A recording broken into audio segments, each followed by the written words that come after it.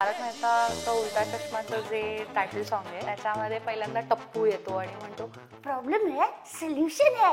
मग ती दया आणि मिसेस हाती बोलायला लागतात, काम दिन रात करे बाती मेरी सास है. मग ती सास म्हणते ठीक से साफ कर वगैरे असं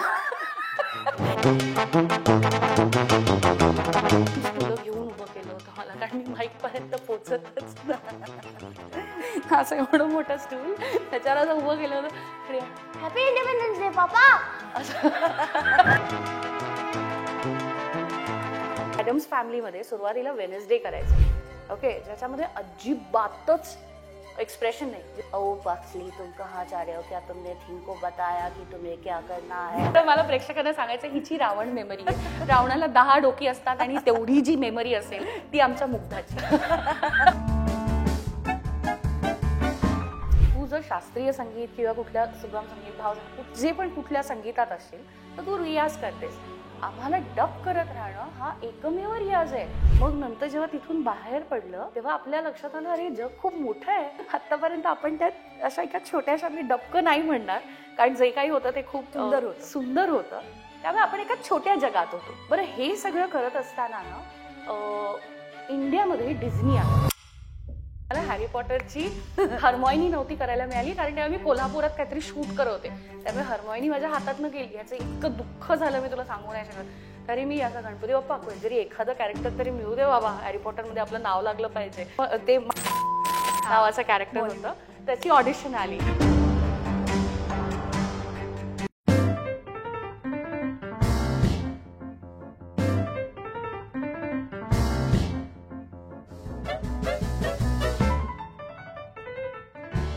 नमस्कार, मी मुग्धा गोडबोले. आर पार वुमन की बात मध्ये पुन्हा एकदा तुम्हा सगळ्यांचं मनपूर्वक स्वागत करते.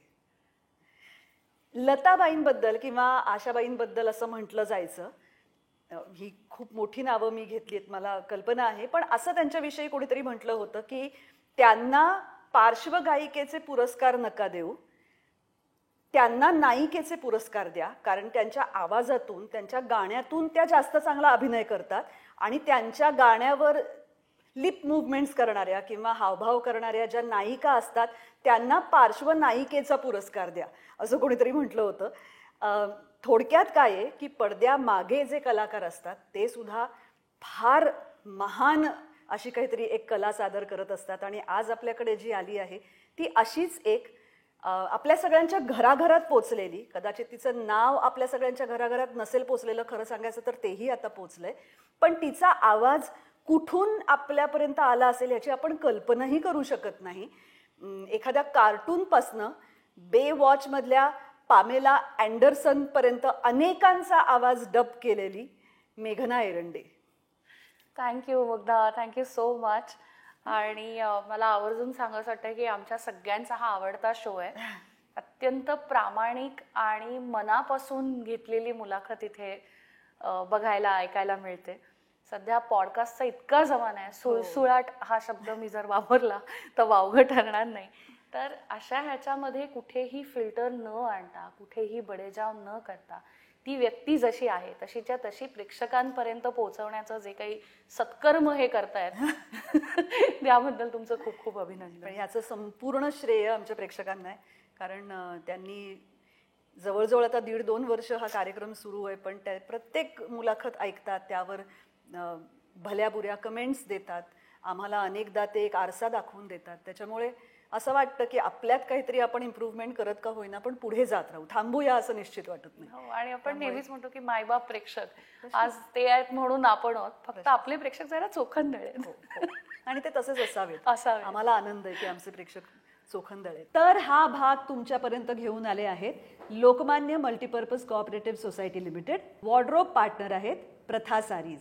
आणि त्याशिवाय बर्वा स्किन थेरपीकडनं तुझ्यासाठी हे एक छोटंसं गिफ्ट. तू बर्वाचे प्रोडक्ट्स वापर नक्की. Yes, thank you so much. मी असं गमतीत नेहमी तिला म्हणते की आमच्या घरात सगळ्यात जास्त भांडणं तुझ्यामुळे झाली आहेत, कारण आमची मुलं कार्टून्स बघायची ती लहान असताना आणि भयंकर आवडीने डोरेमॉन आणि ते निंजा हातोडी आणि या सगळ्याचा आवाज तिचा असायचा.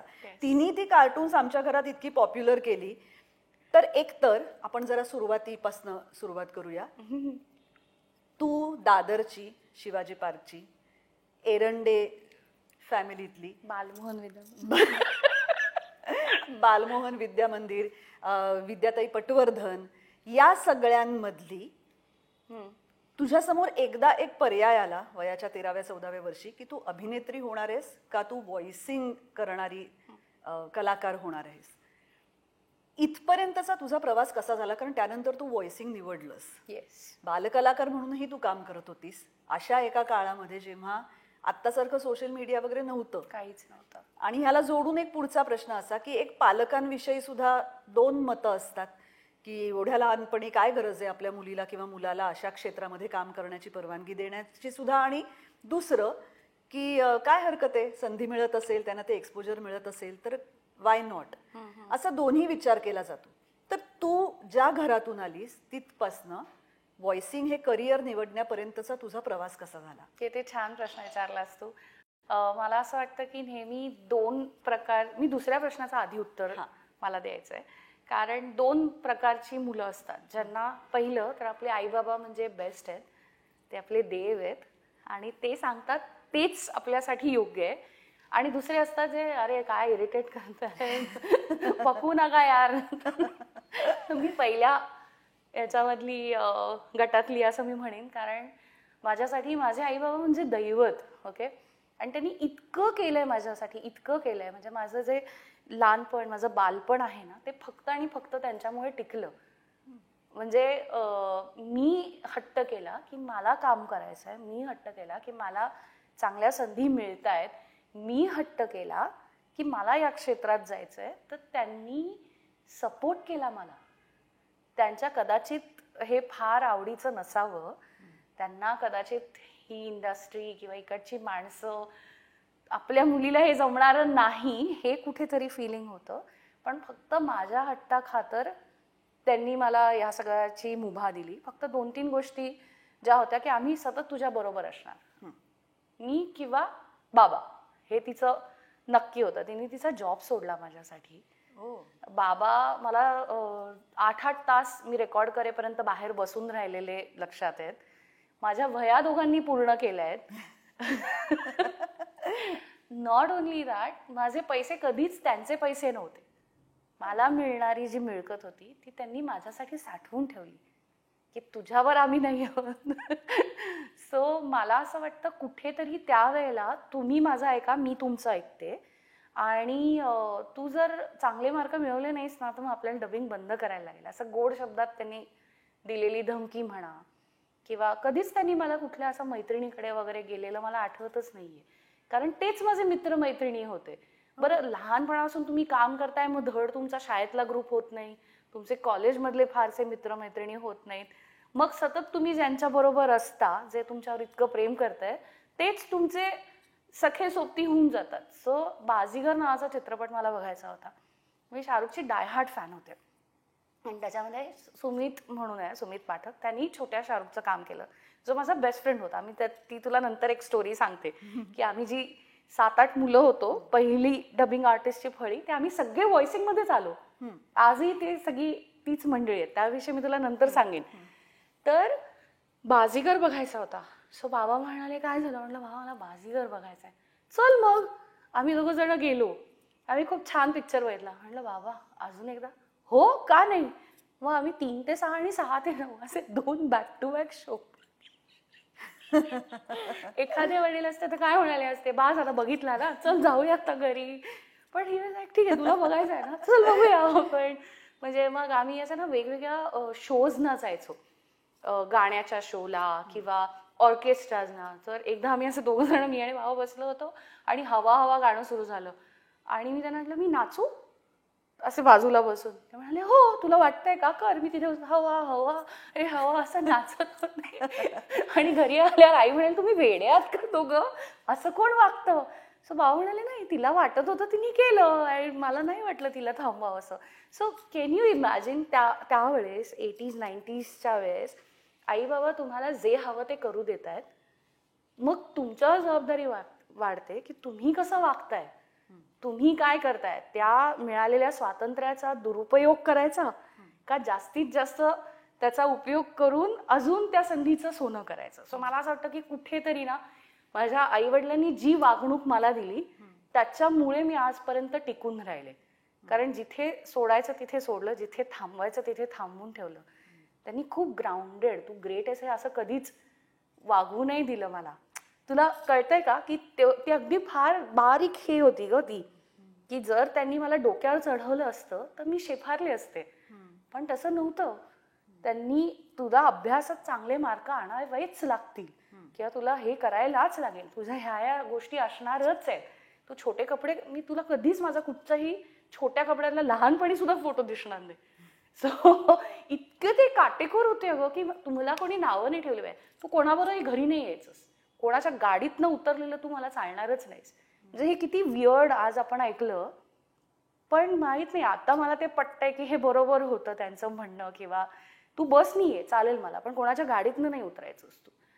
किती छोट्या छोट्या गोष्टी आहेत, अंडरकरंट्स आहेत. पण सो एक टिपिकल घरातलं वातावरण सगळं ते तेवढं ते सगळं होत असताना मला थोडंसं ना म्हणजे कुठेतरी तेवढं नाही करता आलं जेवढं मी करू शकले असते असंही वाटतं.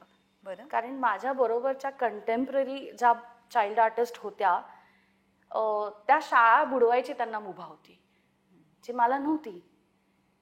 की तुझं जे काय शाळा आहे 11:15 ते 5:45 ती तुला करायलाच लागणार आहे. वेअरएज त्यांना त्यावेळेसही शूट करता यायचं, त्यामुळे ते पुढे जायच्या. आणि मी थोडीशी कुठेतरी एवढं आता त्याला तर द्यायचं ना, त्यात काय एवढं, कोणाला अभिषेक बच्चनच्या बहिणीचं काम करायला मिळतंय, सोड तू मग चित्रपट नाही होते का, ठीक आहे असं ते काही हरकत नाही, मिळेल तुला, तू हुशार आहेस ग.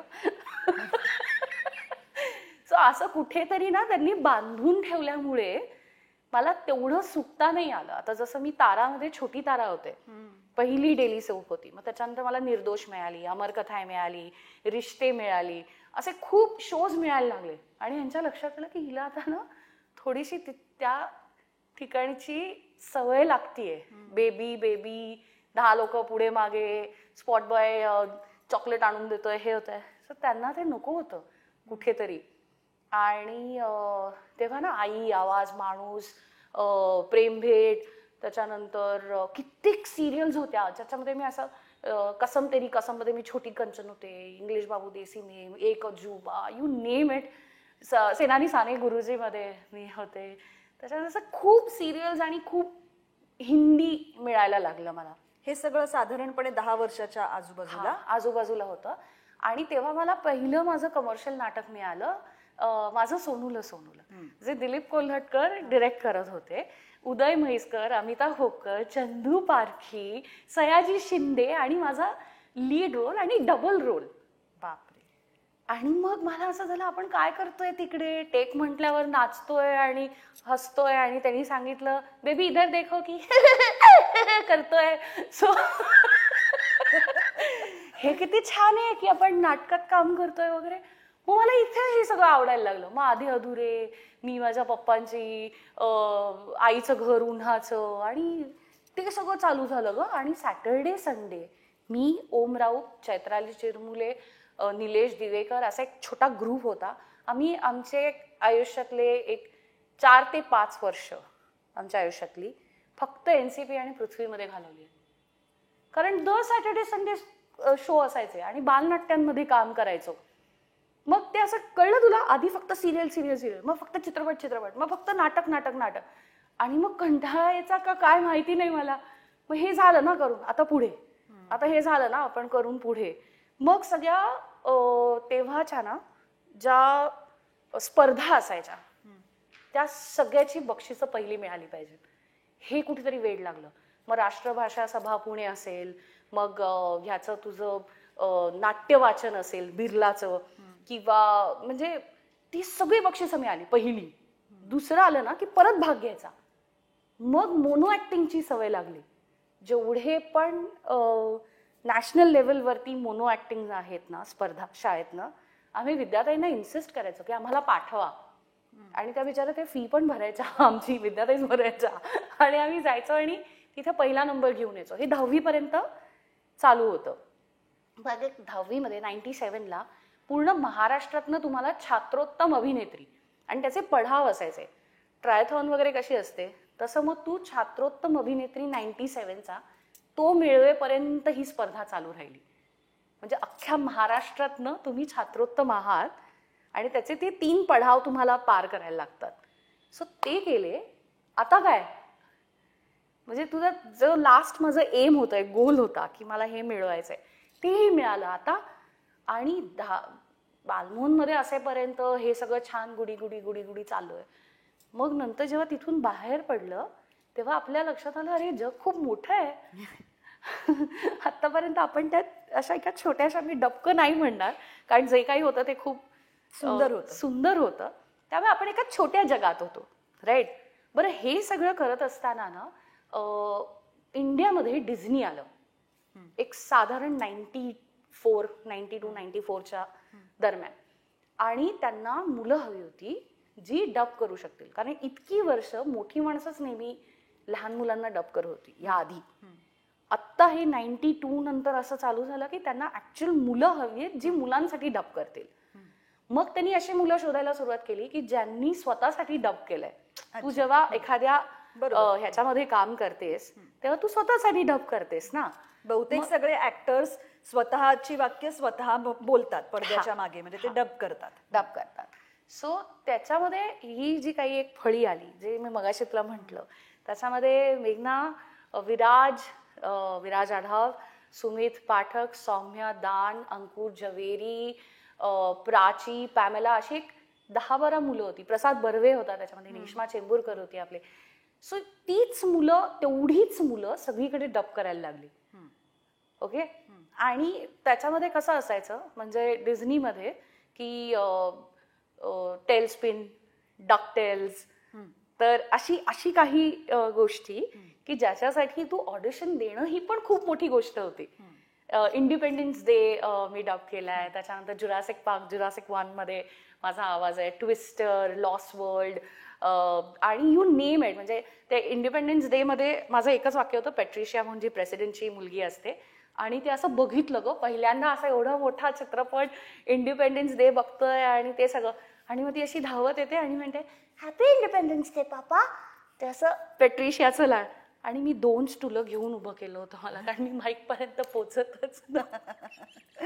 असं एवढं मोठं स्टूल त्याच्यावर असं उभं केलं होतं आणि happy independence day papa. So I still remember that also, की ते बेब, हुक, स्टीव्हन स्पिलबर्ग यांचे हे ते.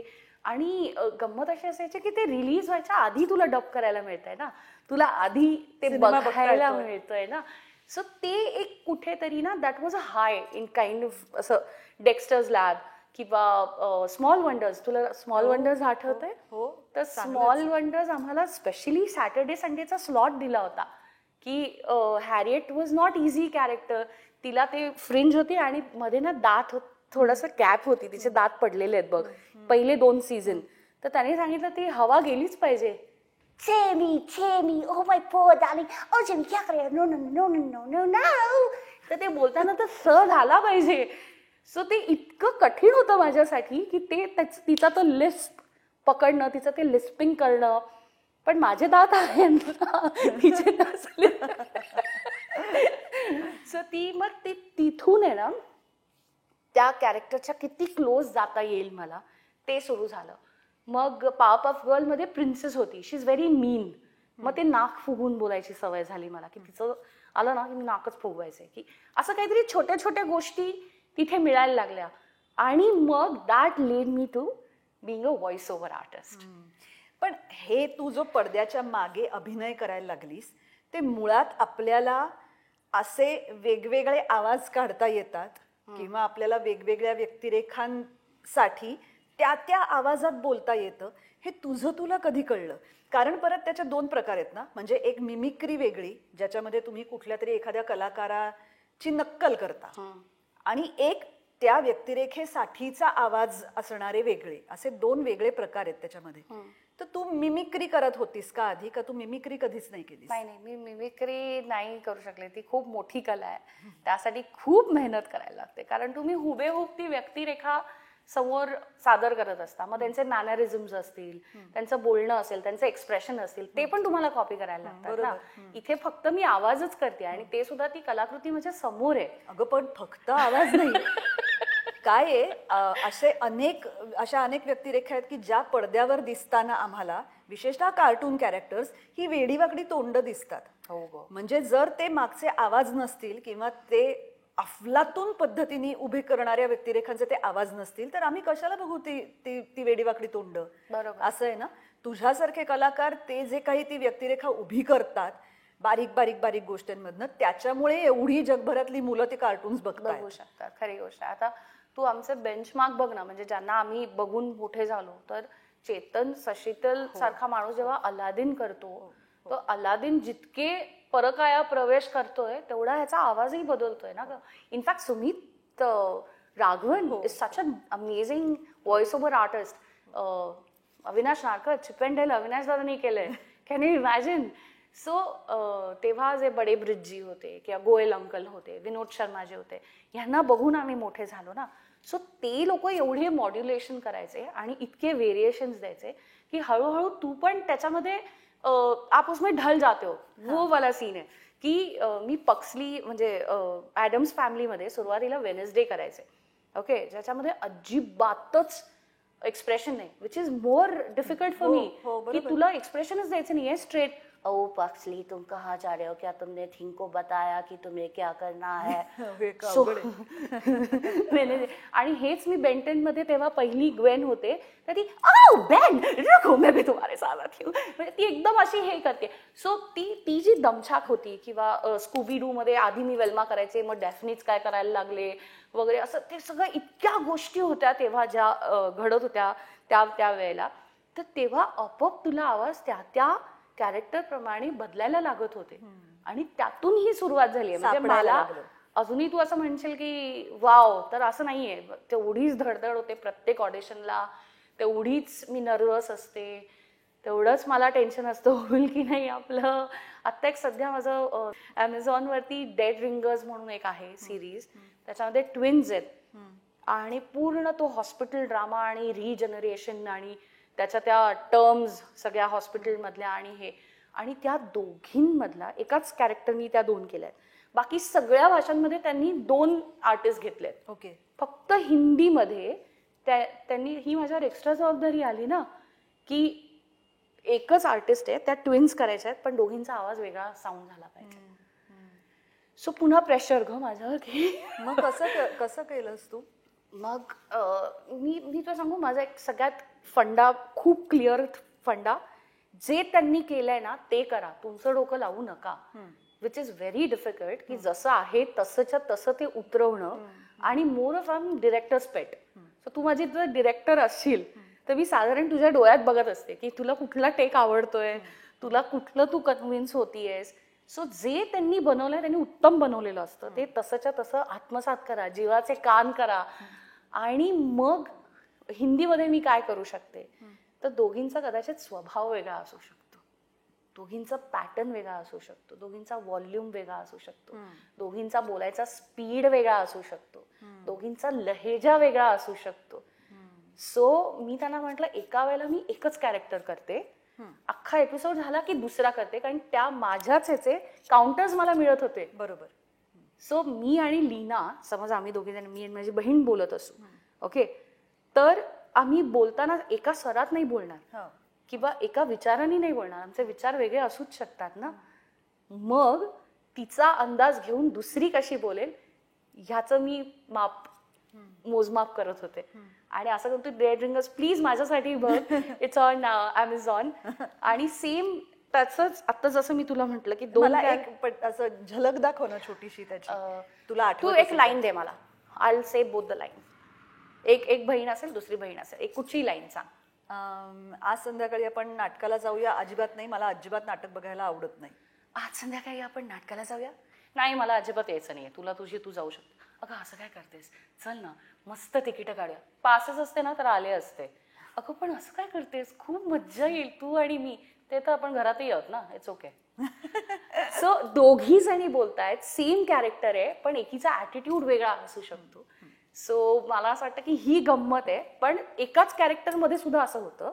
जसं आता नेटफ्लिक्सवरती जर तू गेलीस आणि तिथे क्वीन मेकर्स नावाचा कोरियन शो आहे आणि त्यातली जी क्वीन आहे तिला मला डब करायला मिळालं. तर ती एक अत्यंत साधी मुलगी आहे आणि तिथून ती जिंकून येईपर्यंतचा तिचा तो प्रवास आहे आणि त्याचं ट्रान्झिशन आहे.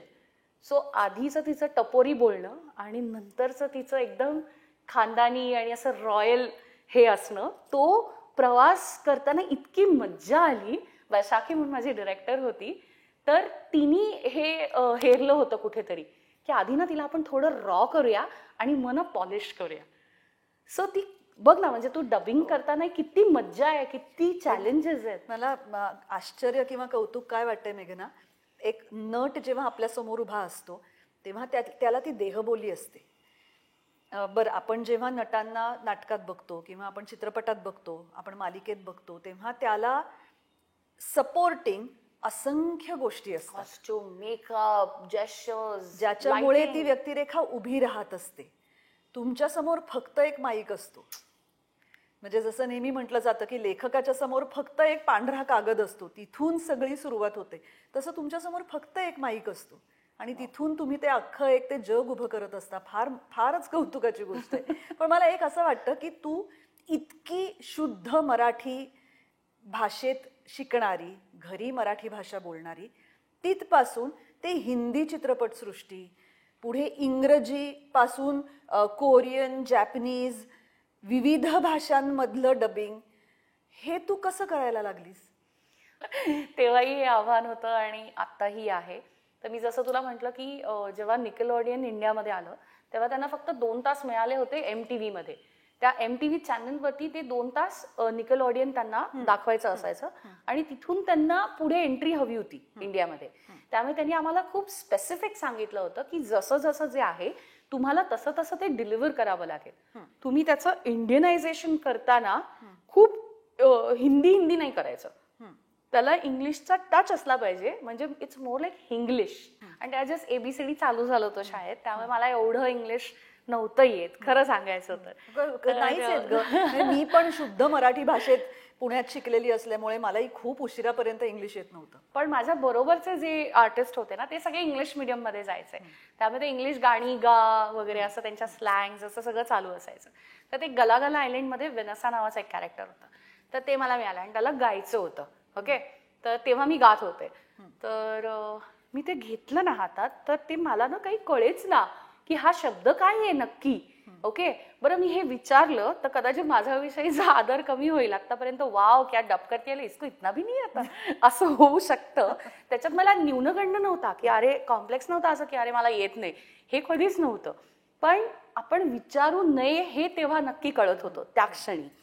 बरं, तर ते चालू झालं तर बिन्या बिन्या पॉलीवर्ग हे त्या कॅरेक्टरचं नाव आहे हे कळलं, तो फ्रॉग आहे हेही कळलं.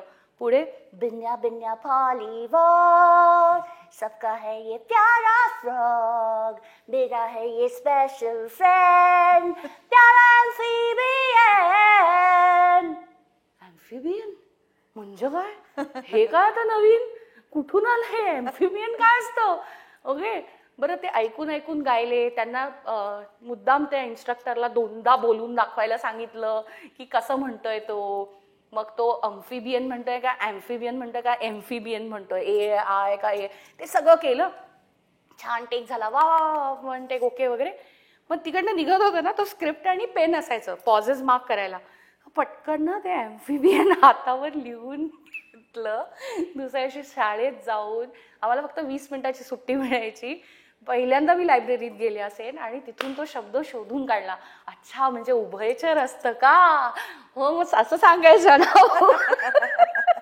आणि मग ती ना सवयच लागली. अगं एखादा असा शब्द आला जसं who's the boss, different strokes, nanny, spoon, हे सगळे तेव्हा ते चालू झाले, द स्पून वगैरे. तर त्या हुज द बॉस मध्ये मी जॉनथिन करायचे, हो हे हो. तर त्याचं आलं ऑब्नॉक्शियस. लगेच चला बोलून टाका ऑब्नॉक्शियस.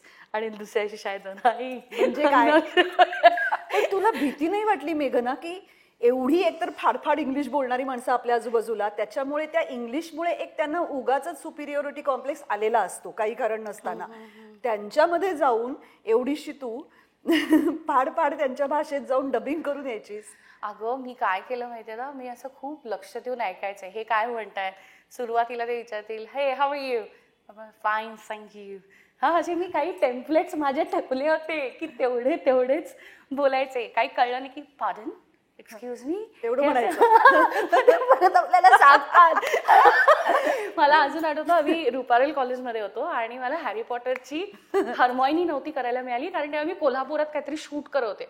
त्यामुळे हर्मॉइनी माझ्या हातातनं गेली. याचं इतकं दुःख झालं मी तुला सांगू नाही शकत. तरी मी असं गणपती बाप्पा कोणतरी एखादं कॅरेक्टर तरी मिळू दे बाबा, हॅरी पॉटरमध्ये आपलं नाव लागलं पाहिजे हा असं म्हणलं. आणि ते मायूस मीना म्हणून त्यांचं मोनिन मिट्रल नावाचं कॅरेक्टर होतं, त्याची ऑडिशन आली. हा आणि ते म्हणाले की तू ये, कारण तिला काय 2च सीन आहेत. ती भूत असते ना, भूत असते बाथरूम मधली. तर नेमकं मी आणि उमेश कामत आम्ही 2 जण होतो आणि आम्ही काहीतरी कॉलेजच चालू होतं आमचं, रुपारेलचंच काहीतरी शो का काहीतरी होतं, इव्हेंट होता. तर तो म्हणाला माझ्याकडे बाईक आहे, तुला पटकन सोडू का मी, म्हणजे तुझं लवकर होईल आणि मग आपल्याला रिहर्सल करता येईल. म्हटलं ठीक आहे चल. आणि आम्ही तिथे गेलो ना, तर एक गोरा माणूस बसलेला ग समोर. मी उमेशकडे बघते, उमेश माझ्याकडे बघतोय. अरे देवा आता हा आपल्याला शिकवणार आहे कसं करायचं. म्हणलं तू घाबरू नकोस, मी ना ऐकून करते. म्हणाले ठीक आहे कर, मी बसतो इकडे बाजूला. तर तो होता माझ्या बरोबर आणि आम्ही दोघंही ना, तो बोलायला लागला हे miss so you know I feel that she is very miss he was character. आम्ही एकमेकांकडे हो आय स्टील रिमेंबर दिस. आणि तेव्हा आम्ही ते नंतर मग ती मॉर्निंग मेट्रोल कशी झाली तुझी? Oh, Harry! देखो मैं तो यहाँ पे पड़ी थी लेकिन पता नहीं क्या हो गया. Oh, Harry! क्या तुम बदला ले सकते हो प्लीज? सो ती ना अशी एकदा खूप mood swings वगैरे. आणि हे त्यांनी ना 1 टेक मध्ये करायला लावलं. पण त्यांच्या हे लक्षात राहिलं की आपण सगळे नाटकवाले आहोत, 3-4 रिहर्सल करा झालं आम्ही तयार आहोत. पण अशा काही गमती जमती पण झाल्या आणि तेव्हा आम्हाला एवढं हसायला येत होतं ना.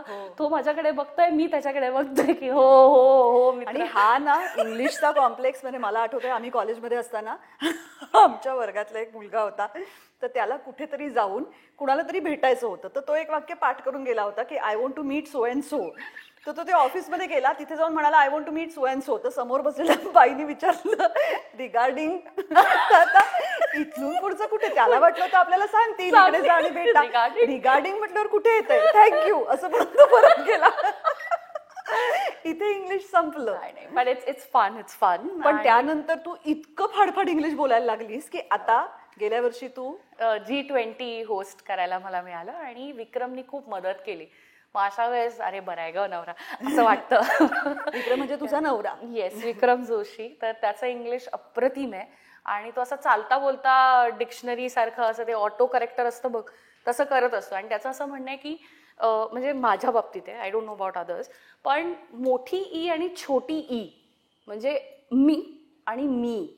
ओके, सो आय आणि डबल ईचा जर अर्थ थोडासा तुम्हाला, मी रिव्हर बोलते कारण माझ्या डोक्यात मी मराठीत बोलून इंग्लिशमध्ये म्हणजे विचार माझा मराठीतच असतो. So I say river. मग तो म्हणतो नाही ग इट्स रिव्हर. तर तो री छोटा आला पाहिजे पहिला. पण ते ना ते ऱ्हस्व दीर्घ जसं आपण मराठीमध्ये सुद्धा करतो ते थोडंसं त्याला जरा वाटतं आणि I am still working on it. तर मग G20चं 3-4 शोज मी म्हणजे तुम्ही युअर रिप्रेझेंटिंग युअर कंट्री, तुम्ही भारताविषयी बोलताना जो अभिमान असतो, पैठणी नेसून तुम्ही इंग्लिशमध्ये जेव्हा त्या डेलिगेट्स समोर जाताना इट्स अ डिफरंट फिलिंग. मग त्यांनी काय केलं, सगळं लिहून घेतलं. मग मी ते सगळं रेकॉर्ड केलं. माझ्या घरी छोटा स्टुडिओ आहे माझा, पॅन्डेमिकमध्ये आम्ही दोघांनी मिळून केलाय. ते मी त्याला सगळं ऐकवलं. मग त्याच्यामध्ये त्यांनी मला सांगितलं कुठे कुठे काय काय सुधारणा आहे. मग त्या सगळ्या मी माझ्या स्क्रिप्टवरती उतरवून घेतल्या आणि एखादा कठीण शब्द असेल तर तो मी चक्क हिंदीमध्ये लिहून घेतलाय. असं पण झालंय. म्हणजे आता हे मला सांगायला लाज नाही वाटत आहे की मी असं केलंय म्हणून, पण कधीतरी ही कौतुकाची गोष्ट आहे कारण आपण जी भाषा बोलतो आहोत ती त्या भाषेच्या पद्धतीनेच बोलली गेली पाहिजे. आणि मग ते माझे खूप छान G20चे सगळे झाले. आणि आता मी कुठेही गेले आणि कधी कोणाला सांगितलं G20 बद्दल तर ते जे कौतुक मला असं जसं तुझ्या आत्ता चेहऱ्यावर दिसतंय ते बघून इतका की आपण एवढी मेहनत केली त्याचं हे मिळालं, फळ मिळालं आपल्याला. या सगळ्यामध्ये अभिनय मागे पडला का?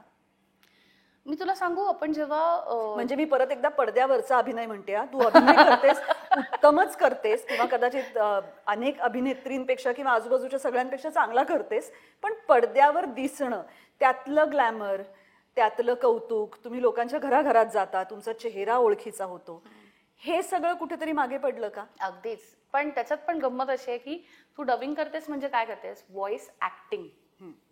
सो अनलेस तू ऍक्टर आहेस, तू व्हॉइस ऍक्टिंग नाही करू शकत. बरोबर. की नुसतं वाक्य बोलणं आणि ते इमोट करणं, ते तू रिॲक्ट करणं is a different game altogether. So तू म्हणलीस तसं की जे ऍक्टर्स असतात, ओके, त्यांना एक अख्खा दिवस लागतो एका एपिसोडला. तोच एपिसोड मी तुझा 1.5 ते 2 तासात संपवते. ओके, तुला इथे मिळणारं जे तुझं मानधन आहे त्याच्यात 10% कमी तुला व्हॉइसिंग मध्ये मिळणार आहे. ओके, इथे तुला ऍडजस्ट नाही करणार आहे, कारण बाकीच्यांचं सीन जसा असेल तसे तुला 22 दिवस तुला द्यायचेच आहेत. इथे तुला जसं तुझं आठवड्याला जे काही आहे काम, सो तू एका वेळेला 4 सिरियल करतेस इकडे, वेरेस तू शूटिंग मध्ये फक्त तुझं काम येणं जाणं आणि हे सगळं. इथे तुझं तू एकटी काम करतेस.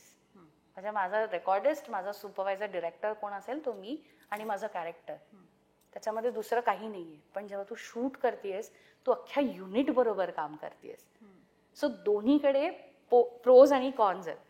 ओके, इथे तुला खूप प्रसिद्धी मिळतेय, पैसा मिळतोय, कौतुक मिळतोय. इथे तुला ते सगळं नाही, पण समाधान मिळतंय. कारण इथे तू राणी आहेस. म्हणजे तुझ्या ह्याची तू हुकूमत करू शकतेस की मी आज 2 एपिसोड केले, मी थकले, मी तिसरा नाही करणार, हे म्हणण्याची इथे मला तेवढी मुभा नाहीये. बरोबर. शेवटचा सीन आहे 9 वाजता लागलाय, मी 9 वाजता सीन करणार चुपचाप, कारण माझा टेलिकास्ट आहे. बरं, इथे मला सुपरवायझर आहे, माझं काही चुकलं तर करेक्शन्स करून परत मला ते करेक्ट करता येतंय. तुझ्या इथे एकदा सीन झाला की झाला, तो परत मी करेक्ट नाही करू शकत. See, there are so many things involved. आणि पुन्हा कसं होतं ना की जेव्हा तुम्ही ऍक्टिंग करता ना, तुम्हाला एक वेगळं ग्लॅमर आहे. जसं तू म्हणालीस, मेकअप आहे, कॉस्ट्युम्स आहेत, लाइटिंग आहे, तुझा कॅमेरा वर्क आहे, यू गॉट थिंग्स. इथे तुझ्याकडे काही नाही आहे, फक्त तुझा गळा आणि तुझा माईक आहे आणि तुझे कान, दॅट्स इट. सो मी तर म्हणेन हे जास्त कठीण आणि अजून जोखमीचं काम आहे जे इथे करायला मिळतंय. बरं, एक आतली गोष्ट सांगू तुला आता, की जे शूटिंगवाले असतात ना त्यांना वाटतं अरे ही तर डबिंग करतेय, मग हिला पुन्हा काहीतरी चांगला प्रोजेक्ट मिळाला तर ती बिझी होईल, नको राहू दे. जे डबिंग वाले असतात, अरे ये तो एक्टर है, इसको तो मतलब टीवी पे मिल गया तो फिर उसका इवेंट्स रहता है, इसको एंकरिंग करना है, तो वो डेट्स मॅच नहीं होंगे फिर. सुना, तुम्ही धर इकडेही नाही आणि धर तिकडेही नाही, असं थोडंसं मध्यंतरी होऊ शकत होतं.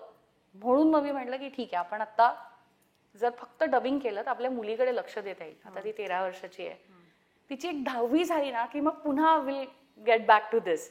पण जर तू माझं पहिलं प्रेम विचारलंस तर व्हॉइसिंग. तुझा आतला आवाज. मेरी आवाज ही मेरी पहचान आहे. अगं पण म्हणजे कसं ओळखायचं, कारण तू कार्टून कॅरेक्टर्स पण करतेस, तू म्हाताऱ्या बायकांचाही आवाज करतेस, तू पामेला अँडरसन तू कशी काय, मला काही कल्पनाच म्हणजे कळतच नाहीये. त्या बाईला डोळ्यासमोर आणल्यावर हा आवाज मेघना एरंडेचा असेल. तू शिवगामीही करतेस.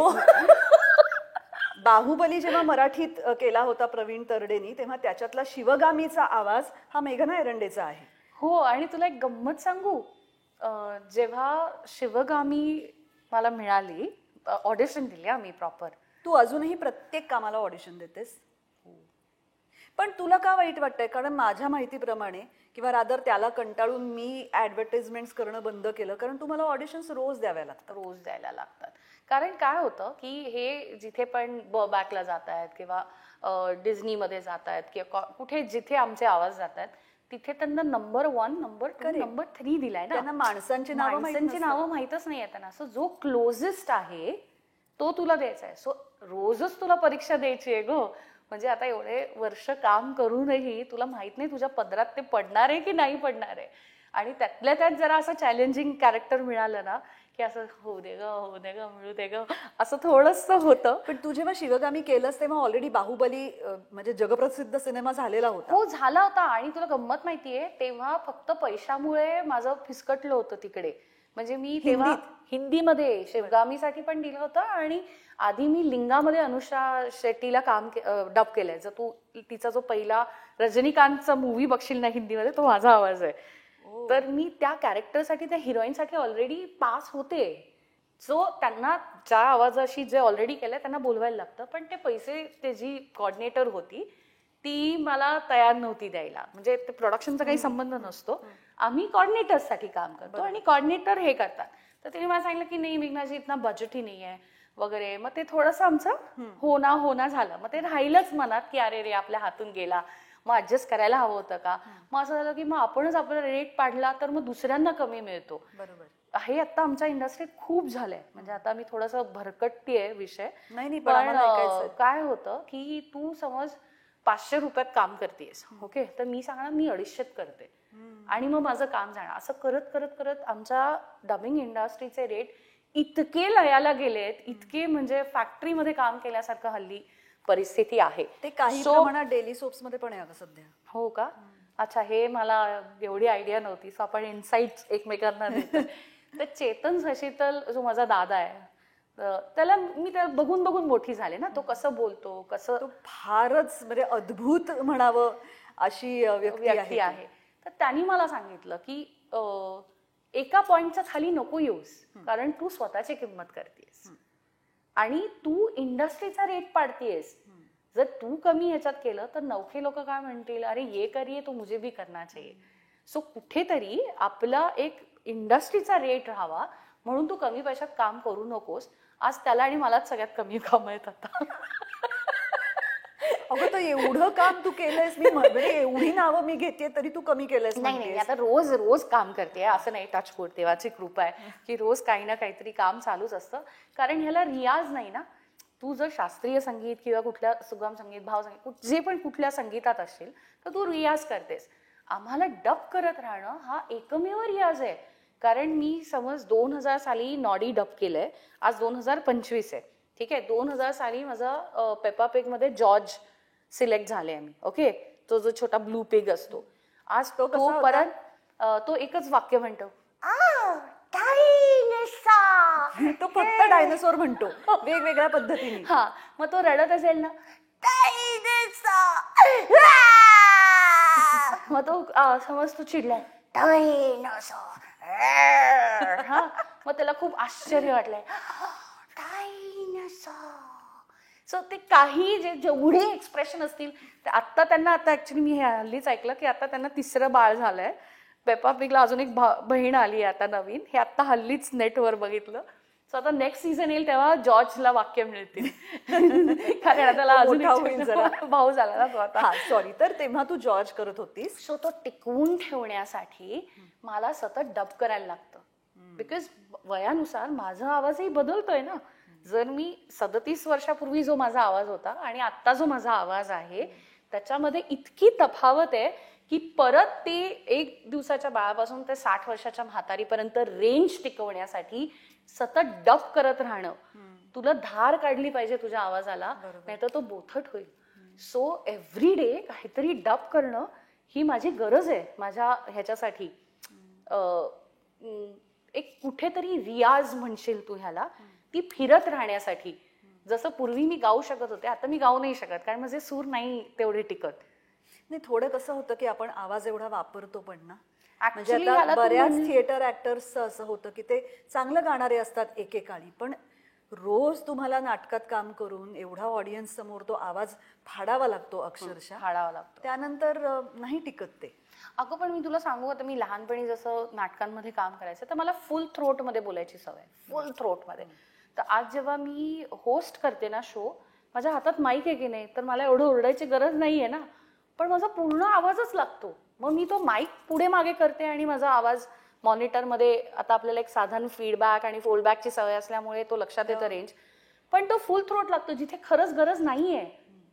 सो ते कुठेतरी जुन्या गोष्टी ज्या आजही मी बेबी ऑइलनीच मेकअप काढते, कारण तर नाटकाची सवय आहे ना, तर तू किती पण काही पण आणून दे मला. सो मला असं वाटतं काही ज्या बेसिक कोअर ज्या आपल्या एक हे असतात त्या राहतात.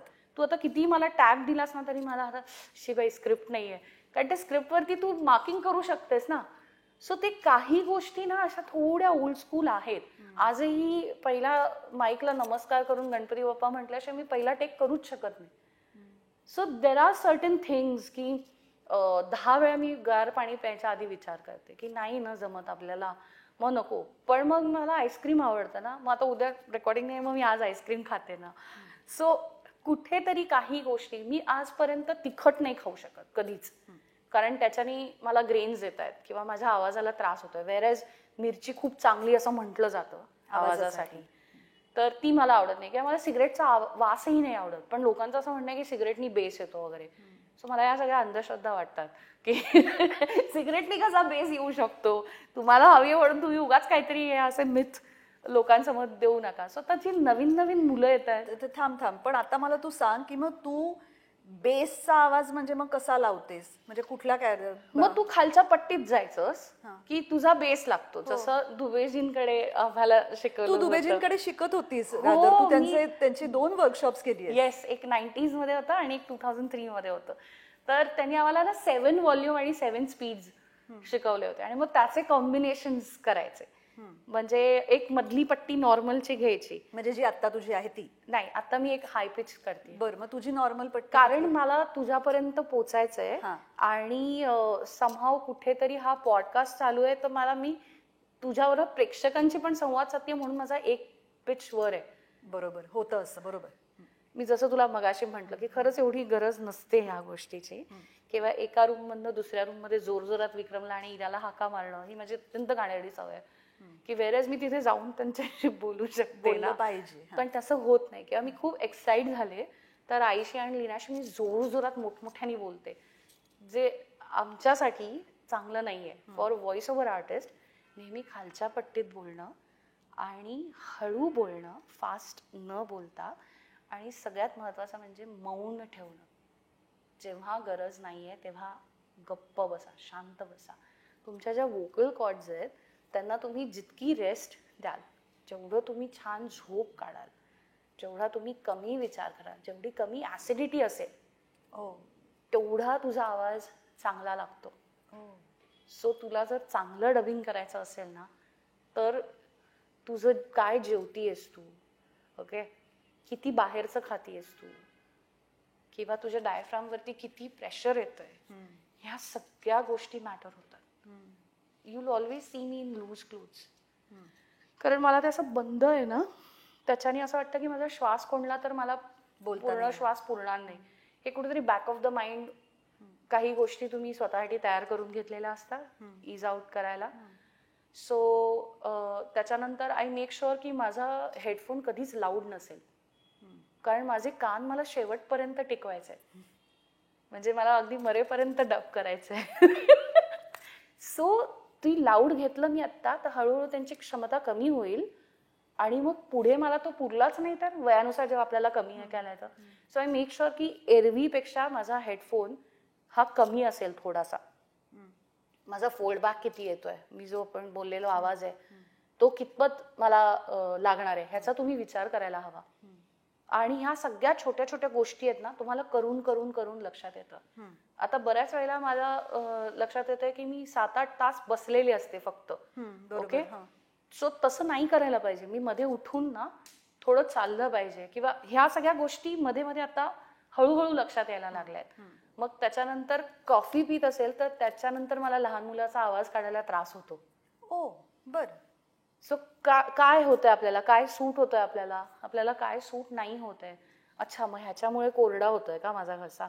मग ते असं काही लोकांचं म्हणणं असतं की पहाटे डबिंग, मी असं ऐकलंय की बच्चन साहेब म्हणे पहाटे डबिंग तुझा बेस जास्त असतो ना, तू झोपून उठली आहेस आणि तू जास्त हे केलेलं नाहीयेस. सो जसजसा तुझा हे होत जातो प्रहर, आपला तसा आवाज सुटतो ना तुझा.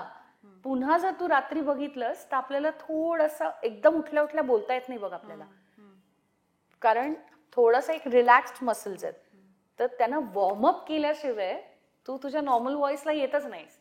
सो हा, तर आपण काही काही धागे अर्धवट सोडले. बेस हा, जो एक तुझा तर तुझा होता तो. नॉर्मल आवाज, मला तुझा नॉर्मल आवाज ऐकायचा आहे एकदा. मुग्धा, मला तुझ्या या कार्यक्रमात येऊन खूप आनंद झालाय. हा हा हा तुझा हा माझा नॉर्मल आवाज normal आहे. आवाज आता तू मला बेस. बेस मध्ये असं म्हणून दाखव की सबस्क्राईब करा आरपार वुमन की बातला. सबस्क्राईब करा आर पार वुमन की बातला आणि विसरू नका लाईक अँड शेअर. आता लहान मुलीच्या आवाजात आर पार या चॅनलला सबस्क्राईब करायला विसरू नका. आणि वुमन की बात मध्ये वू आहे आणि मन आहे, म्हणून ते वुमन की बात आहे. आणि तू ग्राईप वॉटरची जुनी जाहिरात एक मला वाटतं किरण ताईंची होतीये, ती तू पहिल्यांदा घरी ती करून दाखवली होती. हो. काय झालं, बाळ रडत होतं, मग ते बाळाचा रडण्याचा आवाज, मग आई त्याच्यात येणार, 5 आवाज आजी दोघींनी येणार. केले होते. मला वाटतं ते करुणाताईंनी आणि किरण ताईंनी दोघींनी मिळून 5 आवाज केले होते मग त्याच्यामध्ये. तसे 5 आवाज मला तारक मेहता मध्ये करायला मिळाले. ओ, तर तारक मेहता का उलटा चष्माचं जे टायटल सॉन्ग आहे हो. त्याच्यामध्ये पहिल्यांदा टप्पू येतो आणि म्हणतो प्रॉब्लेम है सोल्यूशन है.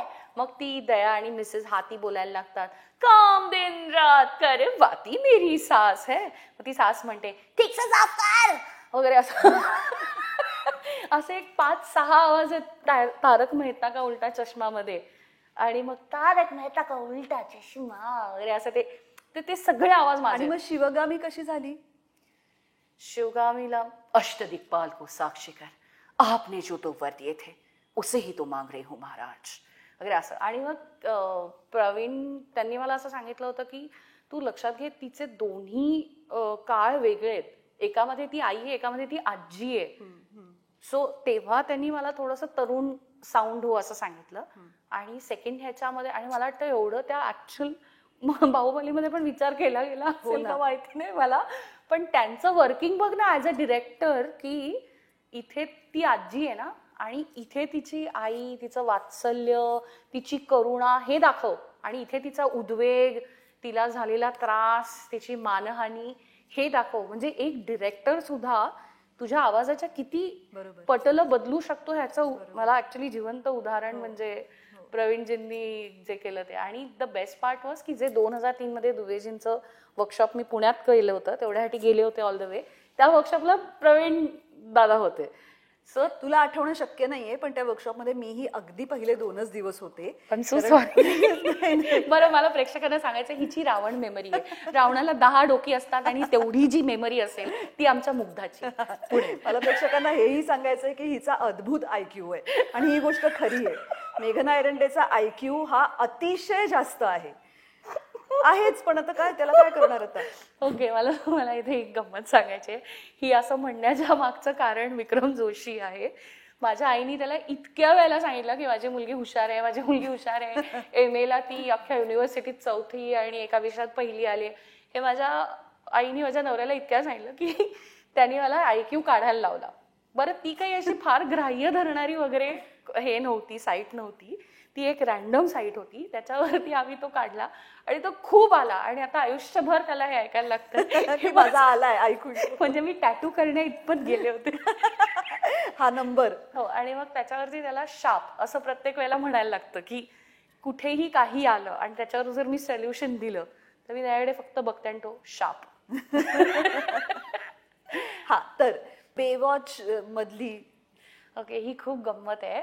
कारण त्याच्या ऑडिशनला मी जेव्हा गेले तेव्हा एक अशी लांब वेणी, एवढं असं मोठं कुंकू आणि पंजाबी ड्रेस घालून मी तिकडे गेले होते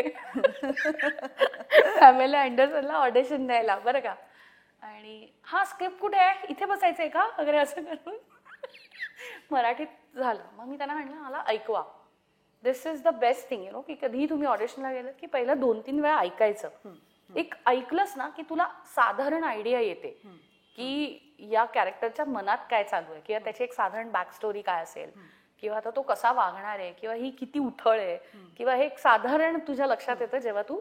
आणि ऑडिशनला नेहमी असे सीन असतात की ज्याच्यामध्ये तुला वेगवेगळे त्यांच्या एक्सप्रेशन्सना करता येईल असेच कायम असतात ऑडिशन. प्रोमो कसा कट करतात थोडा त्या टाईप. सो मी ते चालू केलं आणि I was thinking about something आणि टेक केला. झालं. मग घरी आले. तोपर्यंत माझ्या आईला माहिती होती पॅमेला अँडरसन कोण आहे वगैरे. माझी आई खूप सॉलिड आहे. साधारण तू सगळ्यांना भेटलीस ना माहिती की तुला मज्जा येईल माझ्या आईला भेटून. खूप मस्त आहे ती. तर तिने मला विचारलं की अगं पॅमेला अँडरसन वगैरे म्हणजे बेवॉच वगैरे काय, ह्याला काय अर्थ आहे का काय म्हणजे. तर तिला म्हणलं आपण एका बारशाला गेलेलो. हा मग मग तू चांदीचं हे घेतलं. हा मग त्याच्यावर आपण नाव लिहून घेतलं. मग म्हटलं तो जो टोन होता ना तो मला तिकडे कामी पडला. म्हणजे काहीही बोलतेस तू. म्हटलं हे बघ तू काय लिहिलं होतं.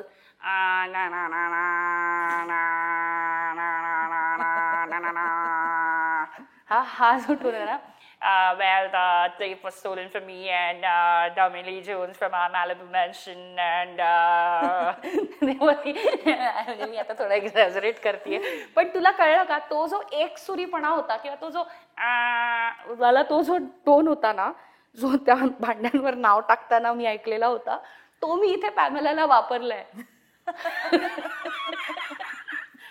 आय डोंट नो हे खूप वियर्ड आहे पण कुठेही काहीतरी मला असं एक ते मिळतं. जसं माधुरीजींसाठी मला हे मिळालंय की काही झालं की मी आधी मनात ना असं म्हणते आणि त्यांना डब करायला लागते. किंवा आता सोनाली बेंद्रेंसाठी एक त्या ऑइल कुठचं तरी ऑइल त्याच्या ॲडसाठी मी त्यांना आता डब केलंय. तर त्याच्यामध्ये ना मैं हूँ पटियाला की रानी आणि त्याचं हे आहे ना ते की मैं हूँ पटियाला की रानी तर ते मला मिळालं. किंवा समांतर जर तू बघितलास तर शर्मिलाजींचा आवाज माझा आवाज आहे. मला त्यांना डब करायची संधी मिळाली. तर जेव्हा ते डब करायचं होतं तेव्हा माझ्या डोक्यात असं होतं की एखादी बंगाली मुलगी जर मराठी बोलेल तर ती कसं बोलेल. मग तिचं बंगाली बोलताना असं खूप मिष्टी आणि असं আমাকে বুঝতে পারি बोलते पाडी ना तुम्ही आम्हाला बात येस हॅ खबर खबर तुम्ही तर त्याच्यात एक असा एक तो हे असतो बरं का. आणि ना त्यांचे शेवटचे शब्द ते थोडंसं ड्रॉप करतात आणि तिथे एअर असते. थोडा ब्रीदर मिळतो मला. जरा ते पक्षीचं घट्ट करायचं ठेवलं होतं आम्ही ती कसनशी आई कसं बरं करत असेल तर ते असेल तर ड्रॉप केलाच पाहिजे. तर तिथे मला त्या उचलता येईल. किंवा त्यांचा तो काय जबरदस्त निरीक्षण आहे मेघना. हो म्हणजे आता माझ्याकडे दुसरा ऑप्शन नाहीये ना. जसं तू म्हणलीस की फक्त आवाजातनं हे सगळं तुला करायचंय तर मग ते ऑब्झर्वेशन म्हणजे तुझ्या डोळ्यातली कुतूहलता किंवा तू म्हणताना आता तू केलेलं जेस्चर्स किंवा तू आता एक श्वास घेऊन पुढे बोलतीयस हे मगासपासून मी तुला ऑब्झर्व करतेय की यु नो तुझ्यात तो एक ठहराव आहे. तू तुझ्या आर्टिस्टला मोठं कसं करता येईल ह्याचा मगासपासून प्रयत्न करतेयस. किंवा तुझं एक बॅक ऑफ द माइंड तिन्ही कॅमेरा माझे चालू आहेत ना माझी बॅटरी बरोबर आहे ना ह्यांना जर मजा येते तर माझ्या प्रेक्षकांना मजा येणार आहे ना हे तुझं कुठेतरी चालू आहे. So I been observing you for all the time या सगळ्या वेळामध्ये की तू कसं करतेयस तू काय करतेयस. सो जर मला कधी तुला डब करायची संधी मिळाली ना तेव्हा मी हे सगळं वापरेन. असं कधीतरी होवो. येस ही खूप मोठी अभिनेत्री हो हिला वेळच न मिळो डब करायला आणि तेव्हा मी तुला डब असं होतं माहिती का तुला. आता रोबो नावाचा चित्रपट होता तर त्या ऐश्वर्याजींना वेळच नव्हता मग त्याचा पूर्ण पायलट मला करायला मिळालं. मग नंतर त्यांनी येऊन ते केलं पण ते जी सेन्सॉर कॉपी गेली होती तुला ऐश्वर्या राय बघायला मिळते अख्खा वेळ किती छान आहे ना हे.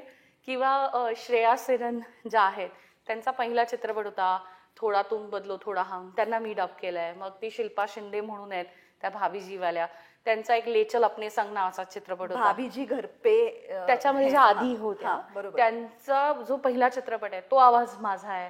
किंवा किम शर्माला डॉम डिक इन हॅरी मध्ये फॉरेनची पाटलेंड मोडेक माहितीये तिला मी डब केलाय हात नखलावजी पाहून तरे आणि म्हणा माझे बाबा तसेच बोलायचे माझे किती ओ तुझा पण नारीस का. तर मग आम्ही असे ना खूप ऍड्स तेव्हा ते असं एक हे होतं पे फुटलेलं की एव्हरी ऍड मध्ये माझा आवाज असायचा. इसका पेपरमिंट जैसा स्वाद कितना अच्छा है वगैरे असं. तर तेव्हा मग बाबा ना असे मग ही दीवार टूटती क्यों नहीं है वगैरे असं मग आम्ही ऍड्स मध्ये एकमेकांशी बोलायचो दोघं जण. सो ते एक अशी ऍडचं एक हे होतं. सो असं ते असे खूप फेजेस सारखे येत असतात. मला सांग ही जी तू एवढी मोठी मोठी नावं घेतेयस अर्थात आज तू एक खूप मोठं नाव आहेस तुझ्या क्षेत्रात, तुला अनेक पुरस्कार मिळालेत, राष्ट्रीय पातळीवरचे पुरस्कार मिळालेत, तुमच्या क्षेत्रातले पुरस्कार मिळालेत. पण तू ह्या कामांपर्यंत पोचतेच कशी किंवा कामं तुझ्यापर्यंत येतात कशी? याला पुढचा प्रश्न असा की आज तू एस्टॅब्लिश्ड आहेस, जेव्हा नवीन मुलं मुली या क्षेत्रामध्ये येण्याची त्यांची इच्छा असते तेव्हा त्यांनी कसं कामापर्यंत पोचायचं, त्यांना काम कसं मिळवता येतं? कुठेतरी आत्ता मला जी कामं मिळत आहेत ती दोनच गोष्टींमुळे, एक तर माझ्या आधीच्या कामांची पुण्याई किंवा कामातून कामं मिळत आहेत ती, आणि इथे राहून अजून काहीतरी करायची इच्छा आहे म्हणून. जर मला असं वाटलं की संपलं, मी बेस्ट आहे, तर मला काम नाही मिळणार. किंवा माझं एक काम छान झालं तर माधुरीजींसाठी जेव्हा मला जमाई राजा आणि बेटा हे मराठीत डब करायला मिळतंय तेव्हा त्यांच्या ऍड्स पण आता मिळायला लागल्या ना. सो एकातून एक काम मिळतं, हे खरी गोष्ट आहे. पण जेव्हा आम्ही सुरुवात केली तेव्हा काही सोशल मीडिया नव्हता, ना कोऑर्डिनेटर्स होते, ना काही असे इतके ॲव्हेन्यूज होते जिथे आत्ता आहेत. तर माझं म्हणणं आहे उलट आत्ताच्या मुलांसाठी हा खूप चांगला काळ आहे की जेव्हा तुम्ही अप्रोच करू शकता. हे खूप चांगलं फील्ड आहे. इथे कदाचित मोजके पैसे मिळत असतील ना, मला GST लागतो ना, माझं मुंबईत अजून घर झालंय. सो यू कॅन अंडरस्टँड की आम्हाला किती पैसे मिळतात. अगदी 500 रुपयापासून एखादा एपिसोड सुरू होऊन तो 5,000 रुपयापर्यंत सुद्धा जाऊ शकतो. पण तो सगळं पुन्हा काय कुठलं हे आहे काय आहे त्याच्यावरती सगळं असं खूप पैसे मिळतात असं नाही आहे, पण तुम्ही सर्व्हाइव्ह करू शकता इतके पैसे मात्र नक्कीच मिळतात. मी हे यासाठी विचारलं कारण आता कसं झालंय ना मेघना, की मुळात अभिनय क्षेत्र एकूणच भयंकर अस्थिर आहे. त्याच्यात गेली काही वर्ष दूरचित्रवाणीवरच्या ज्या मालिका आहेत त्या एका वेळेला आपण असं म्हणूया की 47-48 मालिका सुरू असतात, पण म्हणून त्यात प्रत्येकाला काम मिळत नाही. म्हणजे 47-48 मालिकांमध्ये काम करण्याची इच्छा असणारी 47,000 माणसं असतात, किंवा कुठेतरी त्यांना एक चांगला रोल मिळतो आणि त्यानंतर त्यांना ह्या इंडस्ट्रीमध्ये काम मिळत नाही आणि मग त्यांना फ्रस्ट्रेशन येतं. आम्ही खूप वेळा आमच्यापेक्षा लहान मुलांना असं सांगतो की तुमचा काहीतरी प्लॅन बी रेडी पाहिजे, तुम्हाला काहीतरी दुसरं स्किल पाहिजे या क्षेत्रात टिकून राहण्यासाठी. मग ते काय असू शकेल? दुर्दैवाने सगळ्यात महत्वाची गोष्ट आमच्या क्षेत्रात आहे की काहीच नाही म्हणून डबिंग. तर ते इतकं म्हणजे हे करू नका, तुम्ही हलक्यात घेऊ नका. अगदी त्याच्या मागे मीच चुकले आता बोलताना. नाही तू चुकली नाहीयेस. जे तुझं म्हणणं आहे ते ऍक्च्युअल म्हणणं आहे, असं खरं आहे आयुष्यात. अरे काय नाही ना, चला मला डबिंग करायचं आहे, पण त्यासाठी एक साधन आहे. त्यासाठी जसं तू म्हणलीस की माझं ऍक्टिंग करिअर मी पणाला लावलं ना जेव्हा मी इथे येऊ शकले. तर पहिली गोष्ट तर हे खूप सिरियसली घेण्यासारखी गोष्ट आहे. दुसरं म्हणजे तुम्ही आधी तुमचा आवाज कसा आहे, तुमचं डिक्शन कसं आहे, तुम्हाला बोलता येतंय का हे आधी तपासून पहा. तुम्हाला किती भाषा येत आहेत, मग तुम्ही मीटरमध्ये बोलताय का, तुम्ही सिंकमध्ये बोलू शकता का, तुम्ही मॉड्युलेट करू शकता का, तुम्ही तसंच्या तसं तो व्हॉइसिंग पुन्हा एक अजून दुसरं कॅरेक्टर त्या कॅरेक्टरशी निगडीत असलेलं तसं करू शकता का, या सगळ्याचा विचार करा. ठीक आहे. ज्यात तुम्हाला वाटलं की येस आय एम डन, मी हे करू शकते, मी सगळ्यामध्ये टिक मार्क आहे, मग तुम्ही Sound and Vision, Mona Ghosh किंवा मोना शेट्टी, शुगर मीडियाज, दर्पण मेहता, त्याच्यानंतर Mayukhi Entertainment, Pinky Anju, Audio Magic, Rajshree Nath Sharma, असे काही मोठे मोठे प्राईम फोकस ज्यांच्याकडे खूप आत्ता सध्या काम आहे व्हॉइसिंगचं, हॉटस्टार, तर ह्यांच्या सगळ्यांच्या इन्स्टावर जाऊन DM केलेत, तुमचे साधे हे जरी पाठवलेत व्हॉइस सॅम्पल्स तरीही तुम्हाला मिळू शकतं. जेवढे तुम्ही जसं संकेत म्हात्रे आहे, नेश्मा चिंबुरकर आहे, राजू कावा आहे, असे कित्येक आर्टिस्ट आहेत जे ऑनलाईन सुद्धा ना त्यांच्या इन्स्टावरून खूपसे टिप्स देत असतात, खूप शिकवत असतात काय काय, ते सगळं फॉलो करा. सो तुम्ही एक गोल ठेवलं पाहिजे की तुम्हाला काय नेमकं करायचंय आणि त्याच्या परीने जर मदत केली स्वतःची तर तुम्ही इथपर्यंत पोहोचू शकता. कारण प्रत्येक जे व्हॉइसिंग इंडस्ट्रीचे प्रोडक्शन हाऊसेस आहेत, सो आम्ही डायरेक्ट नेटफ्लिक्ससाठी किंवा ॲमेझॉनसाठी हॉटस्टारसाठी काम नाही करत, आम्ही एका वेंडर थ्रू जातो. सो तो जो वेंडर असतो तो ओपन हाऊस ठेवतो प्रत्येक जण, कारण त्यांना नवीन टॅलेंट हवे असतात. तू प्रत्येक सिरियलला माझा आवाज नाही वापरू शकत ना, तुला अजून नवीन टॅलेंट हवेत. सो तू काय करतेस की एक दिवस फक्त ऑडिशनचा ठेवतेस फ्री, त्याच्यात तुम्हाला कुठलेही पैसे भरायचे नसतात आणि त्या वर्कशॉप्सना तुम्ही जाऊ शकता. फक्त तुम्ही कुठचं वर्कशॉप घेताय ना हे सुद्धा खूप महत्वाचं आहे. मी असे कित्येक जण ऐकते जे 50,000 रुपये घेताय, तेवढं तुम्ही शिकवताय का, तेवढा मोबदला देताय का, त्यांना पुन्हा कुठे जायचं ह्याचं मार्गदर्शन करताय का, मग कुठल्या ह्याच्यावरती तुम्ही 50,000 रुपये घेताय, असं चालू आहे बरं का. तर योग्य ठिकाणी जा. जसं मी आता ही 4-5 नावं घेतली, दर्पण मेहता, मोना शेट्टी, अंजू, पिंकी किंवा राजश्री, हे सगळी ऑथेंटिक लोक आहेत ग. त्यांचं एक इंडिया व्हॉइस फेस्ट नावाचं दरवर्षी 6 दिवसाचं एक सेशन असतं डिसेंबरमध्ये. प्रत्येक जण त्या इंडिया व्हॉइस फेस्टला येऊ शकतं. त्याच्यामध्ये टॅलेंट हंट असतो, तिथे भाग घ्या. कारण तिथे इंडस्ट्रीचे हुज हू आलेले असतात, ते तुम्हाला बघतात. प्रोड्युसर्स असतात, त्यांना तर नवीन मुलं पाहिजेत कारण ते कमी रेटमध्ये सुद्धा काम करू शकतात. हे पण एक कुठेतरी असतं. आणि नवीन टॅलेंट असणं, 30तेच आवाज किती ऐकणार आहेस तू, तुम्हाला पण एक व्हरायटी पाहिजे ना मिळायला. त्यामुळे मला असं वाटतं की हे खूप चांगलं फील्ड आहे. नक्की ह्याच्यामध्ये या. पैशाची फार अपेक्षा करू नका. तुम्ही जर चांगलं करत असाल तेवढा रेट तुम्हाला नक्की मिळेल. कित्येक माझ्या मैत्रिणी ज्या दिल्ली आणि कुठून आल्यात, हे जे काय होतं आतापर्यंत पुणा, मुंबई, भूमिपुत्र वगैरे, ते राहिलेलं नाही आता चित्र. आफ्टर पॅन्डेमिक तुम्ही कुठूनही कसेही येऊन काहीही करू शकता. कारण हे डबिंग एक असं क्षेत्र आहे की तुम्ही घर बसल्या सुद्धा काही व्हॉइस ओव्हर्स करू शकता, काही ऍड्स करू शकता, काही. आता हे AI मुळे थोडंसं आमचं कॉर्पोरेटचं काम गेलंय बरं का. मी तुला विचारणारच होते की त्याचा काय परिणाम झालाय थोडासा आमच्या इंडस्ट्रीवर झालाय. पण जसं हे की ज्याच्यामध्ये फार एक्सप्रेशन नाहीये, कॉर्पोरेटच आहे. जसं भारत के कई सैलानियों को भ्रमण करना है, तर ह्याच्यात काही असं फार चढ उतार वगैरे नाही आहेत ना, तर मग ते AI कडनं पण होऊ शकतं. किंवा त्यांच्याकडनं स्क्रिप्ट लिहिल्या जातात AI मधनं. सो डबिंग हे काय फक्त आर्टिस्ट नाहीये ग. त्याच्यामध्ये कसं आहे की ट्रान्सलेटर असतो, काही जे ओरिजिनल असतात त्याच्यामध्ये स्क्रिप्ट रायटिंग असतं, मग त्याच्यानंतर ते QC केलं जातं. मग त्याला काही हे असतात की तुम्ही बेवकूफ नाही वापरू शकत, नासमज नाही, कमल नाही, काही शब्दांचं काही रिस्ट्रिक्शन असतं, ज्याला SNP म्हणजे आपण SNP, you said standards and practices, as you said. You are a writer, so who knows better than you. तर हे काही असतात. सुपरवायझर्स असतात, मग त्याच्यानंतर एडिटर्स असतात, रेकॉर्डिस्ट असतात, मग लाईनअप हे सगळं करायचं ते असतं. खूप आहे, फक्त आर्टिस्ट नाहीये डबिंग म्हणजे एवढे जॉब्स अवेलेबल आहेत. जर तुम्हाला फक्त आर्टिस्ट नाही व्हायचंय, तुम्ही चांगले डिरेक्टर होऊ शकता. पण मग मला तुला एक विचारायचं आहे की असंख्य मराठी जाहिरातींमध्ये अत्यंत चुकीचं मराठी वापरलेलं असतं. तू जेव्हा व्हॉइस आर्टिस्ट म्हणून जातेस तेव्हा तुला हा निर्णय घेण्याची तुझ्याकडे नसते का त्यावेळेला, तू त्या पोझिशनमध्ये नसतेस का की तू म्हणू शकशील की हे चुकीचं मराठी आहे, हे मी नाही बोलणार? मी म्हणू शकते कारण मी मराठीत MA केलंय, माझ्याकडे अथॉरिटी आहे. किंवा मी हे म्हणू शकते कारण मला एवढ्या वर्षाचा एक्सपिरियन्स आहे. जी एखादी नवीन मुलगी आली असेल तिचं ते ऐकून नाही घेणार. जे एजन्सीवाले असतात त्यांना असं वाटत असतं की त्यांनी जे केलंय, जे क्लायंटला हवंय, जे चॅनलला चालणार आहे, त्यात बऱ्याच गोष्टी आहेत की मी चुकीचं मराठी बोलणार नाही, हा माझा निर्णय असला पाहिजे. म्हणजे बऱ्याच वेळेला असं झालंय की काही कॅरेक्टर्स मला मिळाली आहेत असे, आणि ते लहान मुलांचं जर एखादं असेल तर आई वडिलांचा इन्सल्ट होतोय किंवा काहीतरी उलट उत्तर दिलंय, तर मी सरळ नाही सांगते. मी माझ्या मुलीला हे दाखवीन का? नाही ना, मग मी ते करणार पण नाही. पण तेवढं कसं आहे की कधी कधी ऐकलं जातं, कधी कधी नाही ऐकलं जात.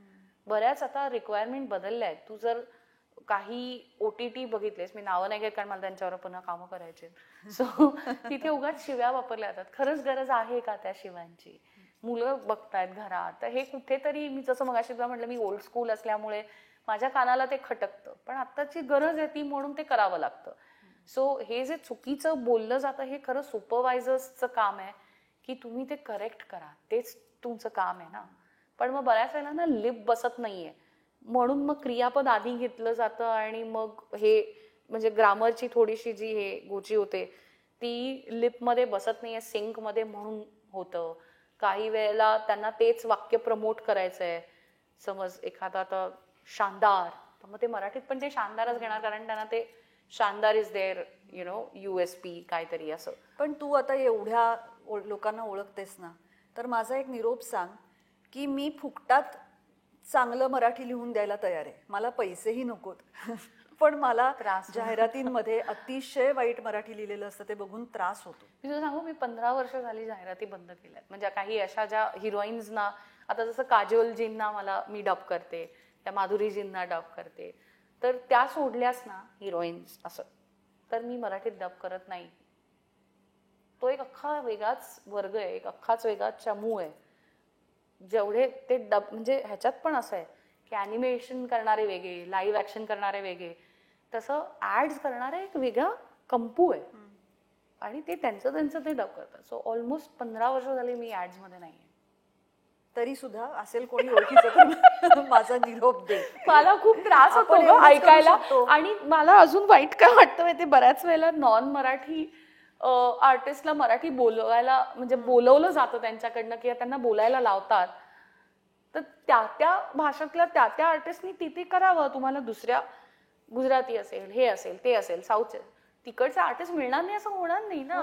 मग एकाच आर्टिस्टला सगळ्याच भाषा करायला लावणं हा अट्टाहास का? आता तुझी एक ऍड होती पण त्याच्यात तू दिसत होतीस आणि तो युनिफॉर्मिटी होणं म्हणून दाखव आमच्या.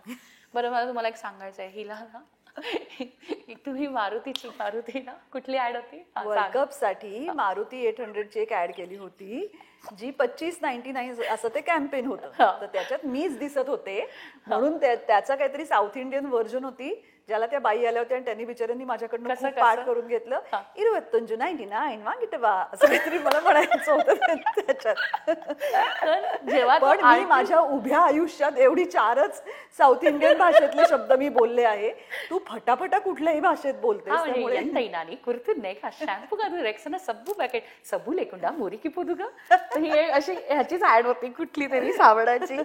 तर तेव्हा ते असं बोलायला सांगितलं होतं. But it's fun. आणि मी तुझा निरोप नक्की देईन. थोडंसं कुठेतरी ना मला असं वाटतं की एक स्वतः सुद्धा आपण आपलं एक हे लक्षात घ्यायला पाहिजे की आपण काय करतोय. अगदीच पैसे मिळतात म्हणून वाटेल ते करतोय का, तुम्हाला ते आधी पटतंय का जे तुम्ही करताय. तर हे कुठेतरी आत्मपरीक्षण होणं खूप महत्वाचं आहे सध्या. हे आत्मपरीक्षण करता करता तुझी एक वेगळी स्पिरिच्युअल जर्नी आहे. किती छान, मला खूप मस्त वाटलं तू हा विषय काढलायस. आणि जेव्हा तू असे बघ, आता जसं मी म्हटलं की 36 वर्ष काम चालू आहे, रोज काम करायचं, वर्षातले 200 दिवस तर मी काम केलं असेल, चल 100 दिवस मी सुट्टी घेतली असेल, तर इतके दिवस हे काम चालूच आहे ना. तर हे आवाज मी कसे काढते, हे मी कसं एक्सप्लेन करणार. मी कधीच कुठच्या वर्कशॉपमध्ये शिकवलं नाहीये की मी काय सांगणार तुला की मी कुठून आवाज काढते, कसं काढते, ह्याचं काही टेक्निक नाही माझ्याकडे. तर असं करता म्हणलं नाही, मला हे शोधून काढायचं आहे की नक्की काय होतं आपल्या बाबतीत. देव आपल्याला मदत करतोय हे मला माहिती होतं की काहीतरी वेगळं घडतंय आपल्या आयुष्यात, आपण काहीतरी वेगळं करतोय आणि त्याच्यासाठी कुठली तरी एनर्जी आपल्याला मदत करते, आपल्या पाठीशी आहेत स्वामी आपल्याला, म्हणून आपण हे करू शकतोय. नाही तर इथे कठीण आहे ना. कुठलंही कॅरेक्टर असं इतकं टेन्शन येतं तुला सांगते मॅच करायला. आणि मी 90% पर्यंत ते कुठलंही मॅच करू शकते. अजून ते 10% मी हे मान्य नाही करू शकत. ओके. तर प्राणिक हिलिंग म्हणून एक संस्था आहे, ओके, ग्रँड मास्टर जॉ कॉक्सी यांचे. आणि तिथे मी achieving oneness with the soul हा एक कोर्स केला. Achieving oneness with the soul. So तुझ्या सोलची तुझी ओळख होते. आणि मग तेव्हा मला कळलं, अच्छा माझी ॲस्ट्रल बॉडी मला मदत करते का, हे का ते का. मी आता फार कॅमेरावर बोलू शकत नाही कारण ते अर्धवट ज्ञान होईल त्यामुळे. तर त्या अचिव्हिंग वननेस विथ द सोलमध्ये मला कळलं मी कसे आवाज काढू शकते. मग मी त्याच्यावर अजून काम करायला सुरुवात केली. त्याच्यानंतर आजपर्यंत मी कधीही कोणाला नावं ठेवत नाही, मी कोणाबद्दल वाईट बोलत नाही. माझा ऑरा जितका मला चांगला ठेवता येईल तेवढा मी प्रयत्न करते. मला खूप मित्रमैत्रिणी नाही आहेत, म्हणजे मित्रमैत्रिणी आहेत पण जवळचे 2-3च आहेत. जसं एक योगिता गोडबोलेची माझ्याशी रोज बोलते आणि आम्ही दोघी एकमेकींना खूप चांगलं, आपण अजून किती छान करू शकतो, देव आपली कशी मदत करतोय, देवाने आपल्याला किती दिलंय याबद्दल आम्ही ग्रेटफुल असतो. आमचं ग्रॅटिट्यूड रोज असतं देवासाठी. मग एक माझी मैत्रीण आहे जान्हवी प्रभू अरोरा, ती आणि मी आम्ही महिन्यातनं एकदा बोलतो आणि आपल्याला आता काय अपडेट व्हायला पाहिजे, आपल्याला कसं अपग्रेड करायला पाहिजे, आपल्याला अजून काय मेहनत घेतली पाहिजे ह्याच्यावर आम्ही बोलतो. की अच्छा अँकरिंग करायचं आहे का, मग काय काय त्याच्यामध्ये आस्पेक्ट्स आहेत जे मी अजून माझ्या ह्याच्यात आणले पाहिजे. जसं मी सुंदर गातात या दोघी जणी. हो. आणि बघ ना किती हे गंमत आहे की त्या दोघी सिंगर्स आहेत आणि माझ्या बेस्ट फ्रेंड्स आहेत. तर हे सगळं करता करता मग बेसिकचा कोर्स केला मी. मग बेसिकमध्ये मी स्वतःला हील करायला लागले. मग ॲडव्हान्स कोर्स केला, त्याच्यामध्ये मी दुसऱ्यांना हील करू शकते आता. पण मी दुसऱ्यांना जेव्हा करायला लागले तेव्हा मला असं लक्षात आलं की माझा ऑरा डिप्लीट होतोय. मग मी ते फक्त प्रेयर्समध्ये दुसऱ्यांना आता प्रेयर्स करते, ॲक्च्युअल हील नाही करत. हील फक्त माझे आई वडील, माझी भावंड, माझी मुलगी, माझा नवरा, यांना फक्त मी हील, जे माझे ॲक्च्युअल लोक आहेत 4-5 त्यांना मी हील करते. बाकी सगळ्यांसाठी मी प्रेयर्स करू शकते. ते ॲडव्हान्समध्ये झालं. मग सायकोथेरपी येतं, ज्याच्यामध्ये जे अर्धे जे आहेत सगळे ते सायकोसोमॅटिक असतात. मग ते तू कसे क्लीन करू शकतेस एनर्जीजनी, त्याच्यावर काम करायला लागले. मग त्याच्यानंतर अर्हाटिक आलं. अर्हाटिकमध्ये खूप चांगलं शिकवतात की काय करावं आणि काय नाही करावं, कुठले व्हर्च्यूज आहेत. म्हणजे अक्षरशः तुला सांगते, एक त्याच्यामधला चॅप्टर असा आहे की कोणाची इंटेलेक्च्युअल प्रॉपर्टी सुद्धा तू घेऊ शकत नाहीस, कोणाचं क्रेडिट घेऊ शकत नाहीस. त्यामुळे आता माझ्यासमोर कोणी आलं आणि एखादं कॅरेक्टर विचारलं, हे अमुक अमुक तुझं कॅरेक्टर आहे का, मी लगेच सांगते नाही नाही बाई ते माझं नाही आहे, तिचं आहे. कारण ते क्रेडिट घेणं सुद्धा अलाउड नाही आहे. कोणाची म्हणजे पायरेटेड CD बघणं सुद्धा अलाउड नाही आहे, कारण तो पुन्हा एकदा तुम्ही कोणाचं तरी हे करताय. सो इतके ते व्हर्च्यूज त्या अर्हाटिकमध्ये आम्हाला शिकवतात, काय करावं आणि काय करू नये. मग अर्हाटिक नंतर मी क्रिस्टल केला. हे जे आपण सगळे क्रिस्टल्स घालतो ना, त्याची कोणाची काय एनर्जी आहे ते सगळं शिकले. मग त्याच्यानंतर सायकिक सेल्फ डिफेन्स, की माझ्या आयुष्यात आता मी नेहमी सांगते की मला एकही शत्रू नाही आहे. प्रोफेशनली मला एकही शत्रू नाही, पर्सनली असू शकतात. माझ्याविषयी कोण काय विचार करतोय हे माझ्या हातात नाहीये, बरोबर. पण मी त्या व्यक्तीशी कसं वागायचं हे माझ्या हातात आहे ना, बरोबर. सो जरी आमच्या ह्याच्यामध्ये गहू दळणं म्हणजे असं म्हणतात की कोणाला नावं ठेवायचे असतील, माझ्या नावाचे गहू जरी दळले गेले तरी त्या दळणाऱ्याबद्दल मला काय वाटतं हे मी माझ्या कुवतीने विचार करणार आहे. त्यांनी त्याच्या वृत्तीनी, प्रवृत्तीनी, प्रकृतीनी मला नावं ठेवली, बरोबर. पण मी माझ्याकडनं जर चांगलेच वाईब्स दिले, because whatever you do that comes back to you in 100 folds. तू जे करणार आहेस ते पुन्हा फिरून तुझ्याकडे येणार आहे. जेव्हा तू एखाद्याला नावं ठेवतेस तेव्हा तू तुझ्या मार्गामध्ये अडथळे निर्माण करतेस, तेव्हा तिथून जाताना ते तुलाच हे करायचं आहे. सो ह्या स्पिरिच्युअल ह्याच्यामध्ये अर्हाटिकमुळे किंवा पुढे जे क्रिस्टल सायकिक सेल्फ डिफेन्स केलं त्याच्यामुळे माझ्या हे लक्षात आलं की मी कोणाबद्दल वाईट नाही बोलणार आहे. ओके. सो हा एक चांगुलपणा, माणुसकी, ग्रॅटिट्यूड, सॉरी आणि थँक्यू, किती छान शब्द आहेत. छोट्या छोट्या गोष्टींवरती तिथल्या तिथे हिशोब करा, पुन्हा पुढचा जन्म घेऊन अजून कर्म नको बाई वाढवायला, ते सगळं झालं. सो हे एवढे सगळे कोर्स झाले. मग क्रियाशक्ती झाली. निर्मिती मावशी होती, निर्मिती सावंत माझ्यावर होती क्रियाशक्तीला. सो आम्ही कधी भेटलो की आत्मा नमस्ते, I salute the divinity within you, ते होतं. मग त्याच्यानंतर मैत्री बोध परिवार आहे, त्यांचे 3 बोध केले मी. दादाश्रीजी म्हणून आहेत, त्यांचा कर्जतला आश्रम आहे. मग तिथे जाऊन बोध 1, बोध 2, बोध 3. मग त्याच्यामध्ये ना सगळी अशी आर्टिस्टची एक टीम आहे. त्याच्यामध्ये अदिती पोहनकर, तृप्ती खामकर, त्याच्यानंतर तो रॉयल सन्याल, तो आश्रमवाल्या सगळं जो टीम आहे ते आहेत सगळेजण. असं काजल अगरवाल ती पण आहे त्याच्यामध्ये. सो आर्टिस्टची एक टीम आहे की तुम्ही स्वतःचा उत्कृष्ट कसा करू शकता, जास्तीत जास्त चांगली ऍक्टिंग कशी करू शकता, तुम्ही किती प्युअर आहात आतून की अजून ते चेहऱ्यावरती तो ग्लो येतो ना. ते सगळं 1, 2, 3 केलं. मग संगीता शेंबेकर आहेत आपल्या निहारची आई, त्यांच्याकडे मी पास्ट लाईफ रिग्रेशन केलं. मग त्याच्यानंतर टॅरो कार्ड शिकले, पण ते वापरत नाही मी, मला फक्त उत्सुकता आणि ते समजून घ्यायचंय म्हणून ते असे वेगवेगळे अनेक कोर्सेस, सर्टिफिकेशन्स करण्याची माझी ती अशी छान, मला मज्जा येते. असं अजून वाढलं, अजून एक सर्टिफिकेट आलं, अजून एक. आणि मोर देन एनिथिंग मला असं वाटतं की एक माणूस म्हणून तुम्ही कसे प्रगल्भ होणार आहात, तर हाच एक रस्ता आहे ना. किंवा प्रत्येक क्षणी स्वामी माझ्या सोबत आहेत, ते मला तारणार आहेत, हे जेव्हा मनात असतं ना तेव्हा तुम्ही घाबरत नाही कुठच्याच गोष्टीला. बिकॉज कोणतरी एक आहे ना तुमच्या सोबत, एक शक्ती आहे, ती तुमच्या आईची पण काळजी घेणार आहे. माझी आई पुण्यात आहे, मी मुंबईत आहे, पण मला माहिती आहे स्वामी बघा तिला दीक्षा मिळाली की नाही. म्हणजे इतकं की त्यांना आपण सगळ्याच गोष्टीमध्ये इन्व्हॉल्व्ह करतो. आज माझा मेकअप ठीक झालाय ना, आज तुझ्याकडे शोला येताना माझा आवाज पूर्ण गेला होता. सो मी असं स्वामी प्लीज मला मुग्धापुरते 3 तास जरा चांगला आवाज लागू दे, मला छान बोलायचंय तिच्याशी. त्यांनी मला मदत केली. सो कुठेतरी मला असं वाटतं की कोणतरी तुमच्यावरती आहे तर तुम्ही स्वतःच काही वाईट करायला धजत नाही किंवा कोणाला तरी तुम्हाला उत्तर द्यायचं. See I don't want to prove anything to anyone. आता मी ज्या ह्याच्यामध्ये आहे की वयामध्ये किंवा ज्या टप्प्यावरती आहे तिथे मला ना कोणाला खुश करायचंय ना प्रूव्ह करायचंय की मी किती ग्रेट आहे, पण मला आज आरशात बघताना छान वाटावं एवढंच माझं म्हणणं आहे. मला छान झोप लागावी, माझ्याकडनं जेवढी मदत होईल माझ्या स्टाफला मी मदत नाही करणार तर कोण करणार, बरोबर. सो ह्या गोष्टी ज्या आहेत ना त्या या सगळ्या स्पिरिच्युअल ह्याच्यामधून आल्या आणि त्या प्रत्येकाने प्रॅक्टिस करावी अशी माझी खूप इच्छा आहे की तुम्ही सगळ्यांशी खोटं बोलू शकता, तुम्ही स्वतःशी खोटं नाही बोलू शकत.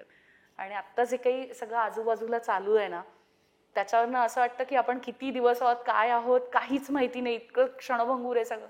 मग जे आहे ते छान मस्त राहावं एवढीच सदिच्छा आणि सगळ्यांना सुखी ठेव. मला तेच तुला विचारायचं होतं की म्हणजे शेवटाकडे आता आपण येतो आहोत, तर तुझ्या काळातले चाइल्ड आर्टिस्ट आणि वातावरण आणि आत्ताचे चाइल्ड आर्टिस्ट आणि आजूबाजूचं वातावरण ह्याच्यात तुला काय फरक वाटतो? खूपच फरक आहे ह्याच्यामध्ये, खूप जास्त फरक आहे. कारण तेव्हा सोशल मीडिया नव्हतं, तेव्हा एक्सपोजर नव्हतं, तेव्हा वाहिन्या किती होत्या सांग, अगदी 2-3 मोजक्या. आपले ठरलेले वेळ सुद्धा म्हणजे मेट्रो टाइम कुठलं, हे प्राईम टाइम कुठलं लक्षात आहे ना तुझ्या. सो तेव्हा एवढं एक्सपोजर नव्हतं आणि एवढा अवेअरनेस नव्हता. किंवा आई वडिलांना आता लक्षात आलंय की पैसे खूप मिळत आहेत, खूप नाही म्हटलं तरी प्रसिद्धी मिळतीये आणि थोडंसं आत्ता नाही तर कधी करणार मुलं, हे पण एक थोडंसं आहे. म्हणजे जितकं हे ग्लॅमरस फील्ड आत्ता आहे ना तेव्हा नव्हतं बघ आपल्या वेळेस. तेव्हा म्हणजे कसं अरे नाटकीच आहेत ही मुलं असं म्हटलं जायचं. जी छोट्या मुलांना काय आगाऊ पोर आहे हे म्हटलं जायचं मोर दॅन चाइल्ड आर्टिस्ट. आत्ता तसं नाहीये. आणि तेव्हा त्या काही स्पर्धा होत्या छोट्या छोट्या आणि तेवढेच काही कार्यक्रम असायचे, मग तेवढेच काही हे असं टॅक्सीने गेलं, आपलं केलं, शूट केलं, आलं, एवढंच होतं. आता खूप जास्त एक्सपोजर आहे, आता वेगवेगळ्या भाषा आहेत, आता OTT आहे, वेब सिरीज मध्ये मुलं बघितलीस काय कामं करतायत, मस्त कामं करतायत. पण त्याच्यामध्ये त्यांचं बालपण कुठेतरी जाऊ नये, कारण त्यांच्या प्रत्येकाकडे स्वतःचे फोन आहेत. आपल्याकडे फोन पण मला वाटतं कॉलेज नंतर आलेत ग. सो फोन आहेत, त्यांचे सोशल मीडिया अकाउंट्स असतात, त्यांना लाखो फॉलोअर्स असतात. मग त्याच्यातून त्यांना ज्याला आता सुपाऱ्या असं म्हटलं जातं, त्यांना कुठे कुठे बोलवलं जातं, त्यांच्या तिथे येण्याबद्दल त्यांना पैसे मिळतात. म्हणजे ते सगळं आता गणित कमर्शियल झालंय थोडं. पण कसं की काळ बदलत जातो तसं ते सगळं तुम्ही ऍक्सेप्ट करायला पाहिजे. त्या वेळची ती मजा होती. तेव्हा आपण बालनाट्य वगैरे म्हणजे आपल्यासाठी पर्वणी होती. आता कदाचित एवढं नाही झालंय, पण एखादं आजीबाई जोरात सारखं जेव्हा नाटक येतं तेव्हा मात्र पुन्हा एकदा मला वाटतं फक्त मुलं नाही तर आई वडील सुद्धा नॉस्टॅल्जिक होतात आणि अशी गरज असते काळाची जशी तुमच्या नाटकाची आहे. आणि त्याचं मला अनाउन्समेंट करायला मिळाली म्हणून मी खूप आभारी आहे. आम्हालाही अतिशय आनंद झाला. कुठेही एकदा मेघनाचा आवाज आला की आम्हाला बरं वाटतं. आणि तुला माहिती मला किती कॉम्प्लिमेंट्स मिळाला की त्यांनी ऐकून मला की तू हे याला असं थोडं नॉडीसारखं आहे का म्हटलं. पण म्हणजे मला गंमत अशी वाटते की कलाकार ना ह्या गोष्टींनी खूप खुश होतात नेहमीच की तुमचा आवाज आमच्या अगदी कानात असतो. आणि तुम्ही बोललात की आम्हाला कळतं की तुम्ही बोलताय, तुमचा चेहरा दिसला नाही तरी आम्हाला कळतं की हा आवाज तुमचा आहे. ह्यानी कलाकार खुश होतात. पण तुझ्यासारखे कलाकार असतात की जे इतके वेगवेगळ्या आवाजात बोलू शकतात की ती फ्लुइडिटी तुमच्याकडे आहे किंवा तुमचा एक विशिष्ट आवाज असा प्रेक्षकांच्या कानात नाहीये, हीच तुमच्यासाठी कॉम्प्लिमेंट आहे तसं म्हटलं तर. Thank you so much. पण तुझा फोनवरचा आवाज, तुझा स्टेजवरचा आवाज आणि आत्ता तू बोलतेस हे पण तिन्ही वेगवेगळे. हो शक्य आहे. आणि तुझा आतला लेखिकेचा आवाज शक्य. ते तू म्हणतेस तसं जागा, कोणाशी आपण बोलतो आहोत, काय पद्धतीने बोलतो, त्या सगळ्यामुळे फरक पडत असेल. मी फक्त विक्रमशी हाय पिच मध्ये बोलते. हे तर आता काय म्हणजे ते आलंच ओघाने. हो. पण नाही मला असं वाटतं की कुठेतरी सासरच्यांचा घरच्यांचा सपोर्ट असणं हे खूप महत्वाचं आहे आपल्यासाठी. जो सुदैवाने आपल्याला मिळतो म्हणून आपण आज कामं करू शकतोय हवी तशी, हवी तेवढी. सो कुठेतरी एक घरच्यांचा सपोर्ट असणं, आई वडिलांचा आशीर्वाद असणं, भावंडांची साथ असणं खूप महत्वाचं आहे. आणि वी आर व्हेरी लकी की आपल्याला हे सगळं मिळतं. आणि सगळ्यात महत्वाचं म्हणजे आमचे प्रेक्षक, त्यांचं प्रेम आहे म्हणून आज जे काही आहे त्यांचं प्रेम राहणारच आहे तुझ्यावर मेघना. कारण तू इतकं त्यांना आनंदी केलंयस ना तू इतक्या वर्षामध्ये. म्हणजे तुझ्या जाहिराती असू दे, चित्रपट असू दे, जिथे जिथे आम्हाला जे जे बघताना आनंद मिळाला तिथे कुठेतरी तू असतेस. त्याच्यामुळे पण OTT मुळे अजून खूप हे मिळालं ग, म्हणजे संधी खूप आहे. काम OTT खूप मध्ये मिळालं. काम खूप मिळालं आणि प्रत्येक वेळेला असं काहीतरी नवीन कॅरेक्टर करताना जसं स्ट्रेंजर थिंग्स म्हणते ना की माझे कझन अरे तू स्ट्रेंजर थिंग काय झालं सांग नाही मी NDA साईन केलंय सॉरी मी तुम्हाला त्या एपिसोडचा शेवट नाही सांगू शकत बऱ्याच वेळेला कॅरेक्टर पण नाही सांगता येत आम्हाला कारण त्यांचं नॉन डिस्क्लोजर ॲग्रीमेंट असतं पण ते फक्त त्यांच्याकडनं असतं आर्टिस्टकडे कुठलंच कागद नाही लिखापडी नाही काही नाही बरं का. या व्यवसायात अजूनपर्यंत तुम्ही लिखापडी कुठल्याच बाबतीत कॉन्ट्रॅक्ट वगैरे असं काही करत नाही? त्यांच्याकडनं असतं चॅनलकडनं वेंडर्सकडनं तुम्हाला काही नाही म्हणजे आर्टिस्ट नाही मी तुझ्यासाठी काम करते ना मी तुला साईन करून देणार कॉन्ट्रॅक्ट की मी तुझ्यासाठी काम करतेय मी ह्याच्याबद्दल गोपनीयता ठेवीन मी या कॅरेक्टरबद्दल कोणाला सांगणार नाही मी हे केलंय हे पण सांगणार नाही किंवा ह्याचा एंड काय आहे ते पण सांगणार नाही आमचे फोन काढून घेतले जातात डबिंगला जातो तेव्हा कारण जर ते आम्ही शूट केलं आणि कोणाला दाखवलं तर म्हणजे तेवढं सगळं सिक्युरिटी केली जाते पण जे काही आहे ते सगळं प्रोडक्शन आणि चॅनलच्या दृष्टीनेच आहे असं आर्टिस्टसाठी असं काही नाही. पण आता ना गेल्या काही वर्षात टेलिव्हिजन इंडस्ट्रीमध्ये हा फरक पडलाय निदान आता बरेचसे ऍक्टर्स अशी डिमांड करतात की आमचं कॉन्ट्रॅक्ट करा. पूर्वी नसायचं पूर्वी सगळं तोंडीच असायचं तुला आठवत असेल तुमची पण अशी असोसिएशन असेल ना ज्याच्यामध्ये तुम्ही असं म्हणू शकता? असोसिएशन ऑफ व्हॉइसिंग आर्टिस्ट म्हणून आहे खूप चांगलं काम करतायत ते म्हणजे हे जो AIचा प्रश्न आला ना तर सगळ्यात पहिलं त्यांनी हे उचलून धरलं की तुम्ही आमच्या कुठल्याही आर्टिस्टचा आवाज नाही वापरू शकत आणि मला खूप सांगायला आनंद होता की पहिल्या 100 जणांमध्ये मी आहे जेव्हा ही 90s मध्ये सुरू झाली असोसिएशन ऑफ व्हॉइसिंग आर्टिस्ट तर त्यातल्या पहिल्या 100 नंबरमध्ये माझं नाव आहे. सो ते ज्यांची आता खूप पैसे अडकले असतील थकबाकी असेल कोणी त्यांना फसवलं असेल तर ते मदत करतात त्यांना सांगतात की तुम्ही आमच्या आर्टिस्ट बरोबर असं करू नका कोणी इलिगल आवाज वापरलाय AI मध्ये किंवा इथे कुठे तर ते सांगतात की अथॉरिटी आहे मग त्यांचं प्रॉपर इलेक्शन्स असतात खूप कामं करतात मग त्याच्यामध्ये निलेश दिवेकर हमीदजी अमरिंद्र सोडी असे खूप चांगले चांगले लोक आहेत जे ऍक्च्युली झटतायत व्हॉइस ओव्हर आर्टिस्टसाठी. आमची इंडस्ट्री ना खूप सिक्युअर आहे कोणीच एकमेकांच्या विरोधात नसतं जे काही व्हॉइस ओव्हर आर्टिस्टच्या बाबतीत छोटंसं जग आहे पण ते सगळे एकत्र असतात मग काही समज डबिंग प्रीमियर लीग असेल इंडिया व्हॉइस फेस्ट जसं मी म्हटलं ते असेल तर सगळे एकत्र येतात छान सगळेजण मस्त दर्पण मेहता यांनी आता काहीतरी कॉफी मॉर्निंग्स चालू केलंय सो आर्टिस्ट आणि डिरेक्टर्स आणि हे सगळे एकत्र येतात तिथे थोडंसं हे वाईब असतं एक वेगळा थोडंसं गप्पा गोष्टी चर्चा होतात. मला सांग बच्चन साहेबांनी मध्ये कुठेतरी असं केलं होतं की त्यांचा आवाज तुम्ही कुठेही वापरू शकत नाही म्हणजे दुसऱ्या कोणी त्यांच्या आवाजात बोललेलं सुद्धा त्यांच्या परवानगीशिवाय वापरता येत नाही असं काहीतरी त्यांनी मध्यंतरी. हो पण हे जे आहे ते बरोबरच आहे ना म्हणजे आता जेव्हा त्यांना घेऊन शूट करत असतील तेव्हा ते सगळे राईट्स त्या ह्याचे त्यांनी घेतले समज की मी आता मुग्धाच्या शो मध्ये गेली आहे तर मी जे इथे बोलीन तो मुग्धाचा हक्क आहे की तिने हे कुठे दाखवावं कोणाला दाखवावं ह्याचे किती क्लिपिंग्स काढावेत ह्या पूर्णतः तुझा हे झाला हे आपल्या दोघांमधलं आयतर अंडरस्टँडिंग झालं किंवा लिखापडी झाली. पण बच्चन साहेब वगैरे म्हणजे खूप मोठी लीग आहे ना लिस्टर्स आहेत ना सो त्यांचं हे जे काही असेल त्यांचं प्रोडक्ट असेल समज एखादं आता त्यांनी काहीतरी सिमेंटची ऍड केली आहे आणि मग त्या जे ऍड करणारे आहेत त्यांना इन्फॉर्म करायला लागतं की आम्ही ही डब करतोय वेगवेगळ्या भाषांमध्ये त्याला एडिट्स असतात स्लॅप ऑन्स असतात नाहीतर मग हे लोक काहीही कितीही वापर करतील अशा आर्टिस्टचा. सो ते सगळं मला वाटतं की जर त्याला ते कॉपीराईट्स आणि रॉयल्टी आणि ह्याच्यामध्ये ते सगळं गणित मांडलं जातं पण हे खूप मोठ्या मोठ्या ऍक्टर्सच्या बाबतीत होतं. आता जसं PNGचे माधुरीजींचे मला डब करायला मिळालेच की पण त्यांना हे माहिती असणारच आहे की त्या अवेलेबल नाहीये त्यामुळे कोणीतरी दुसरं आवाज काढतंय सो त्यांच्या कॉन्ट्रॅक्टमध्ये ते असं असू शकतं. पण हे बरोबर आहे कारण हे रॉयल्टीज दुसऱ्यांनी वापरणं हे चुकीचंच आहे. बरोबर कोणी कोणाचा कसाही हे करेल उपयोग करेल नाही का ते आवाज वापरून दुसरे त्याचे प्रोमोज बनवले आणि स्पॉट्स रेडिओवर विकले तर त्यांना काहीच फायदा नाही. बरोबर.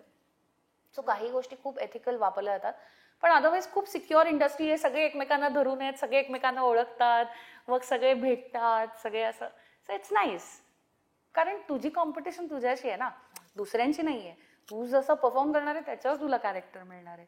तू माझं कॅरेक्टर तू घेऊन गेलीस तुझा रोल आहे माझा रोल आहे हा प्रश्नच नाही कदाचित सिरियलमध्ये असं असू शकेल, आय डोंट नो, असेल ना, म्हणजे असं हा, काही. कारण त्याच्यात तुमचा फिजिकल अपिअरन्स येतो ना. इथे तू आवाज म्हणजे तू 18व्या वर्षी 60 वर्षाच्या बाईच्या आवाजात जर बोलू शकणार असलीस तर ती स्पर्धा नसते तिथे. इथे असते कारण तुम्ही कसं दिसता, तुम्ही त्या रोलला सूट होता की नाही वगैरे वगैरे, अशा बऱ्याच गोष्टी त्याच्यामध्ये असतात. पण जेवढे न्यू कमर्स आहेत ना, त्यांना इतकं असं प्रेमाने म्हणजे वेलकम केलं जातं. कधीच कोणाला असं तुम्ही छोटे आहात वगैरे असं नाही.